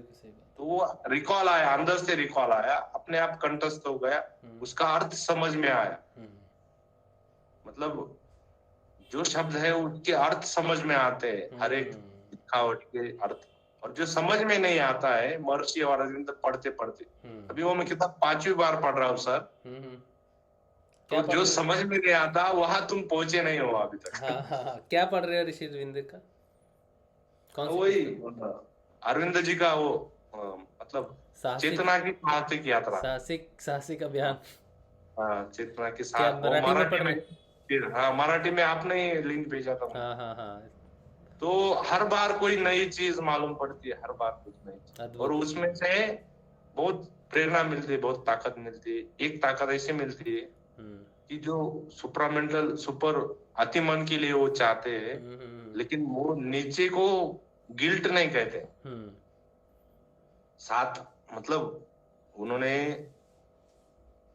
स्वर्ग के भी कई प्रकार रहते हैं ऐसा बोला है, वैसे नर्क के भी कई प्रकार रहते हैं, अंधकार के भी प्रकार रहते हैं, उजाले के भी प्रकार रहते हैं। तो हर एक को तुम यार, अभी हम ऐसे होटल में आए हैं जहाँ कोई बिल पूछने नहीं वाला है, तो क्यों ना हर एक डिश टेस्ट करके देखी जाए। एक बात और बहुत अच्छी कही इन्होंने कि जब हम ऋषि अरविंदो को पढ़ते हैं, जब तो वो स्वयं पढ़ाते हैं, हम पढ़ नहीं सकते उनको, वो स्वयं पढ़ाते हैं। जब मैंने पहली बार पिछली 15 अगस्त को 1 साल से ज़्यादा शायद हो गया, मैंने जब ऋषि अरविंदो की बुक को ख़रीदा था, उनके जन्म दिवस पे अपने आप को ही उपहार दिया था, तब मैंने पढ़ी रही वो किताब मैं पढ़ नहीं पाया, क्योंकि शायद उसको समझने के लिए वो ज्ञान धारणा नहीं थी, वो चेतना नहीं थी। तो जब मैंने उनको पढ़ा तो मुझे प्रेरणा हुई कि सीधा तो पढ़ नहीं बेटा, तो इसको उल्टा शुरू कर। तो जब उल्टा मैंने पढ़ा तो पूरी पुस्तक मैंने उल्टी पढ़ी है, और जिस दिन वो पुस्तक ख़त्म हुई है उस दिन मेरे आंसू थे आँखों में। और जब मैं पढ़ रहा था, वो ये नहीं कि ऋषि अरविंदो ने कुछ लिखा है, जिस व्यक्ति जिस शिष्य ने वो किताब लिखी थी, उनके जीते जी तो वो किताब प्रकाशित ही नहीं हुई। उनका जो भाव था अपने गुरुदेव के प्रति, अगर उस पुस्तक में मैं कहीं भी भावुक हुआ हूँ या मुझे समर्पण के बारे में गुरुदेव के प्रति या कुछ पता चला है, तो सबसे विशेष था उस किताब के पहले 2-3 पन्ने, जहाँ पे राजकुमारी जी अपने भाव को व्यक्त करती हैं अपने गुरुदेव के प्रति। ठीक है, इसीलिए वो मुझे किताब उल्टी पढ़ाई गई, उसका रस मुझे पहले पन्नों पे मिला। अगर मैं पहले शुरू से पढ़ता तो शायद उनका भाव कभी मेरे सामने प्रकट नहीं होता, क्योंकि मैं एक शिष्य हूँ, तो मैं शिष्य के भाव को जानूँ कि कैसे शिष्य होते हैं अपने गुरुदेव के प्रति, कितना समर्पण होता है उनका। इसीलिए पूरी किताब मुझे उल्टी पढ़ाई गई।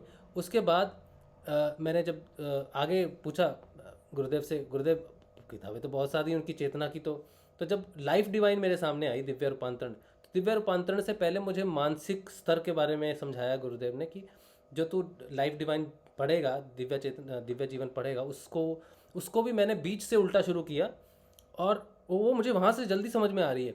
और जब मैं उसको पढ़ रहा हूँ तो एक जगह मुझे रोक दिया गया कि तू यहाँ रुक जा, इसके आगे की चेतना अगर तुझे ग्रहण करनी है ना, तो पहले उपनिषद पढ़, उपनिषद पढ़ के पहले आत्मज्ञान को समझ, तो विवेकानंद को पढ़।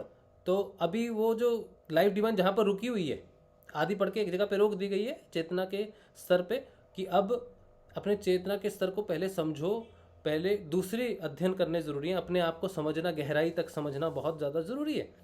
ठीक है, तो अभी ये जो कठोपनिषद आया, या फिर अभी एक उपनिषद और है, और भी कुछ चीज़ें हैं, फिर विवेकानंद हैं, और उनके बारे में पढ़ने के बाद फिर वो अब लाइफ डिवाइन तब शुरू होगी।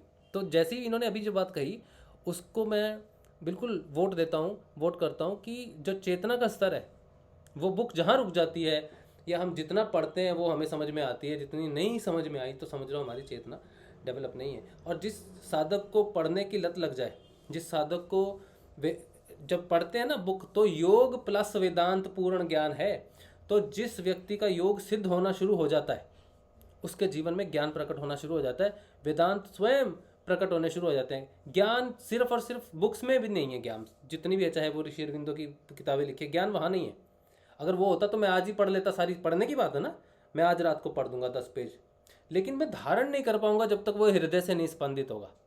तो ज्ञान यहाँ है सारा का सारा, वेद सारे के सारे यहाँ पर हैं, लेकिन हम सोचते हैं कि हमने किताब पढ़ के ज्ञान, ये किताबी ज्ञान है। वो वाला किताबी ज्ञान भौतिक जीवन में चलता है। आध्यात्मिक जीवन में ज्ञान की धारणा को अगर कोई कहता है कि ये तथाकथित ज्ञान है या फिर किताबी ज्ञान है, तो वो मिथ्या है, वो गलत उच्चारण है, गलत परिभाषा है।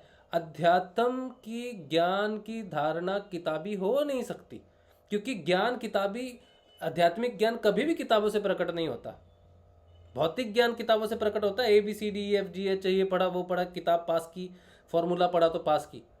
लेकिन आध्यात्मिक ज्ञान कभी बुक से किताबों से प्रकट नहीं होता, वो हमेशा हृदय से प्रकट होता है। इसलिए वो कभी तथाकथित नहीं होता, ना वो कभी मिथ्या होता है, वो हमेशा सत्य होता है, वही आत्मिक ज्ञान होता है। तो जो भी बुक्स से नफरत करते हैं या सोचते हैं कि हमें तो सिर्फ हमें नहीं पढ़ना, कुछ भी पढ़ना, तो आप पूर्ण दर्शन का विरोध कर रहे हो।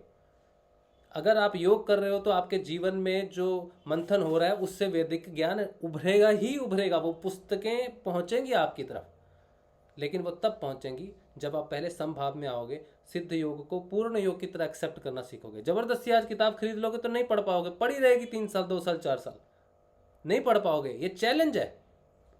अगर आप पढ़ भी लोगे तो आपको कुछ भी समझ में नहीं आएगा उस बुक में, क्योंकि जब तक वेदांत ज्ञान हृदय से प्रकट नहीं होगा, बुक्स पढ़ लो, रट्टा मार लो, वो कभी आपके लिए एक खरीद लोगे फिर दूसरी नहीं खरीद पाओगे, पड़ी रहेगी। इसीलिए प्रकट होने वाला ज्ञान योग से हृदय से प्रकट होता है। जैसा भी भाई बोल रहे, तो वो शब्दों से प्रकट नहीं होता, वो ज्ञान पहले इधर होता है, फिर उसके अर्थ, फिर जो शब्द लिखे हुए हैं उनको पढ़ते हो तब मैचिंग होती है। अरे ये तो मुझे पता है, आप पढ़ते जाओगे मैचिंग होती रहेगी, क्योंकि वो प्रकट हो चुका है।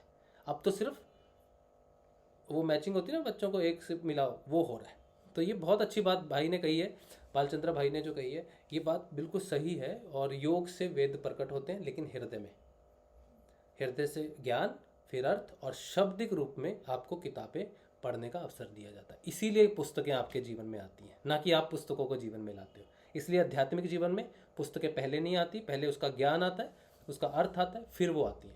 भौतिक जीवन में पहले पुस्तकें आती हैं, फिर उसका अर्थ आता है, फिर ज्ञान आता है। ये डिफरेंस है, 180 डिग्री डिफरेंस है। योगी अंदर से बाहर जाता है, साधारण मनुष्य बाहर से अंदर आने की कोशिश करता है।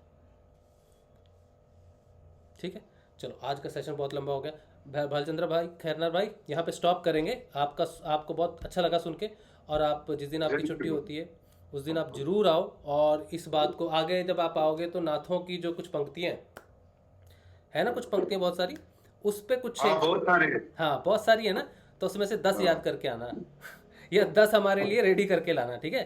तो वो पंक्तियों के रस हमें देना। हाँ, हिंदी में ट्रांसलेट करने की कोशिश करूंगा मैं। हाँ, वो आपका काम है, ठीक है। मुझे आपने भेजी थी और मुझे थोड़ी बहुत तो समझ में आई, क्योंकि भाषा थोड़ी सी आ जा रही है। तो 5 या 7 कुछ ऐसी लाना जो नेक्स्ट टाइम आप आओगे तो वो उसका पान करेंगे। कल तो फिक्स रहता है, कल का दिन तो पतंजलि योग दर्शन का होता है, लेकिन जिस दिन भी आप आओगे, जिस दिन आपकी छुट्टी, अभी छुट्टियां हैं ना, ऑफिस चल रहा है, रूटीन में है। अच्छा, रूटीन में है। तो जब भी आप आओ, संडे को जनरली आपकी छुट्टी होती है, तो नेक्स्ट टाइम मेरी ये प्रार्थना है आपसे कि आप वो नाथों वाला जो कुछ ज्ञान है ना, बड़े दिन से इच्छा थी नाथों के बारे में। आज भी जब सेशन शुरू हुआ तो सोचा कि नाथ परंपरा के बारे में कुछ बोला जाए, लेकिन आप आ गए। तो जब आप आ गए हो तो वो जो पंक्तियां हैं सारी की सारी, वो हमारे साथ पहले तो उसका थोड़ा सा ब्रीफ शेयर करना, और फिर हो सके तो हफ्ता दर हफ्ता एक दिन फिक्स करके 5-5 पंक्तियां, 5-5 दोहे लेके हमें उसका ज्ञान देना, ठीक है। जी हाँ, जी हाँ। अब आपको भी कार्य मिल गया, आपको काम मिल गया है, और ये सेशन में मिला है, मेरी पर्सनल नहीं है, बल्कि समझ लो कि ये वही ठीक है। चलो, इनको तो बांध दिया गुरुदेव ने। और YouTube पे कुछ एक प्रश्न है, मैं फटाफट ले लेता हूँ गुरु भाइयों के, वो लेके फिर हम इसको जय श्री गुरुदेव करते हैं, सेशन को रखते हैं।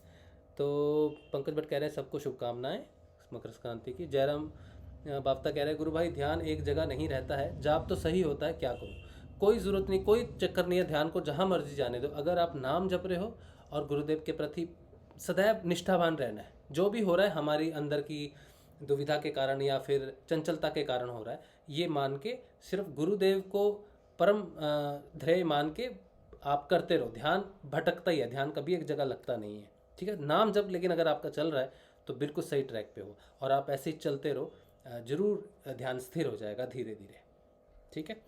अच्छा, सुषमा कुमारी जी कह रहे हैं जय श्री गुरुदेव, आज मैंने ध्यान में तीसरे तत्व के बारे में सुना, कहा कि तीसरा तत्व पर ध्यान दो। तत्व क्या है भाई जी? अब मैं सब लिखा करूँगी जो ध्यान में सुनाई देता है। जरूर लिखना चाहिए आपको। मैं जो गुरुदेव जो भी प्यारे करती हूँ उसके उत्तर, प्रेयर करती हूँ उसका उत्तर जरूर मिलता है। सही बात है, प्रेयर का उत्तर जरूर मिलता है। आपने तीसरे तत्व की बात की है, तो कल के सेशन तत्व के ऊपर रहेंगे, ठीक है। तत्व कौन कौन से होते हैं और क्या चीज़ है। तो कल का सेशन तत्व पे होगा, ठीक है। अच्छा कल तो पतंजलि अष्टांग योग है, संडे को थोड़ा सा सेशन जितना भी हो सकता है तत्वों के बारे में बात कर लेंगे, ठीक है। अच्छा कृष्णकांत पंचोली, गुरु भाई जब सल्यूट करते देखा वीडियो में तो ज़ोर ज़ोर से रोना आ गया और भाव विभोर हो गया था। हाँ, बहुत अच्छा उनका भाव है गुरुदेव के प्रति, और ऐसे भाव देखने में बहुत अच्छा लगता है जब किसी के होते हैं। KP त्यागी कह रहे हैं, मैं बड़ी विनम्रता से यह कहना चाहता हूँ कि मुझे आप कोई एक साधक बता दो जो बिना किसी कारण या समस्या के गुरुदेव से जुड़ा हो। मुश्किल से ही कोई ऐसा मिलेगा जो बिना किसी कामना से गुरुदेव से जुड़ा है। आम साधक के लिए बिना किसी कामना के साधना करना इतना आसान नहीं है। कोई ना कोई कामना मन में आ ही जाती है, इसे रोकना बहुत मुश्किल है। कोई भी साधक अपनी समस्या के लिए अपने गुरुदेव से ही प्रार्थना करेगा और उसे करनी भी चाहिए, ऐसा मेरा मानना है। बिल्कुल सही मानना है। गुरुदेव स्वयं कहते हैं 90% लोग मेरे से बीमारियों के कारण जुड़ते हैं, 10% लोग सिर्फ जिज्ञासु होते हैं। और हिंगू भाई हमारे मुंबई से हैं, वो बिना किसी पर्पस के जुड़े थे, उन्हें कोई पर्पस नहीं था, वो सिर्फ आ गए थे। तो अगर आपको मौका मिले तो हिंगू भाई से एक बार ज़रूर बात करना, ठीक है।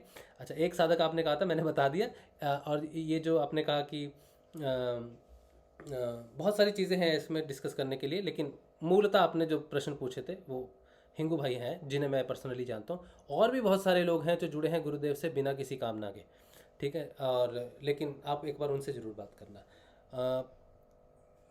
जय गुरुदेव जी की। बाकी सब ठीक है, बाकी टाइम काफ़ी हो गया है, 9 बज गए हैं, ठीक है। और आप सबको जय श्री गुरुदेव। कल सुबह के ध्यान में मिलेंगे सुबह 6:30 बजे। कल पतंजलि अष्टांग योग है। जितने भी आप लोग मिस करते हो ना पतंजलि अष्टांग योग को, मैं जानता हूँ बहुत कम लोग देखते हैं उस सेशन को। मेरा काम आपको सेशन में बिठा के नहीं है, मेरा कहना ये है कि पतंजलि अष्टांग योग बहुत महत्वपूर्ण है, आप उसे मिस मत करो। ये मत समझो कि वो बच्चों के लिए हो रहा है, वो सबके लिए हो रहा है, बहुत महत्वपूर्ण है। और कोई सेशन मिस होता तो छोड़ दो, लेकिन पतंजलि अष्टांग योग हम सबके लिए महत्वपूर्ण है, उसे जरूर जानो या पढ़ो स्वयं, ठीक है। चलिए जय श्री गुरुदेव। जय गुरुदेव। जय गुरुदेव। हाँ विजय लक्ष्मी जी कुछ कह रही है।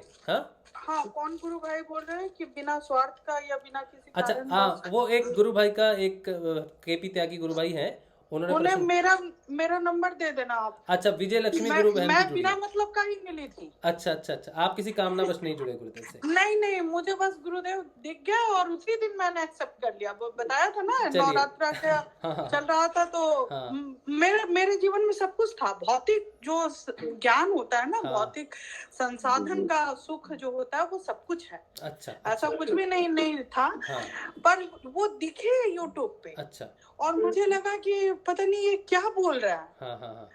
और मैं उसी समय मतलब पाठ में मैं गई नहीं और मैं 1 मिनट भी नहीं लगा, 1 मिनट भी नहीं उनको हृदय से स्वीकार करना। चलो बहुत अच्छी बात है। तो सत्संग में भी मिल गया आपको एक उदाहरण, गुरु बहन के रूप में आपको सत्संग में भी मिल गई त्यागी भाई कि ये भी बिना किसी मतलब के या बिना किसी प्रयोजन के, जनरली हम गुरु को ढूंढते हैं प्रयोजन के लिए, लेकिन तो मेरी बाद में क्रिएट होने लगी। मुझे लगा कि अरे वाह इतने तो सब कुछ मिल रहा है लोगों को, तो मुझे भी मिलना चाहिए। ये मेरी मतलब बाद में स्टार्ट हुई। पहले तो बिना मतलब के हम ये तो सभी के साथ होगा ऑब्वियसली। हमको लगा कि सब कोई के लिए दरबार इतना खुला हुआ है तो मेरे भी लाइफ में दो कमी है, सब मांग लो।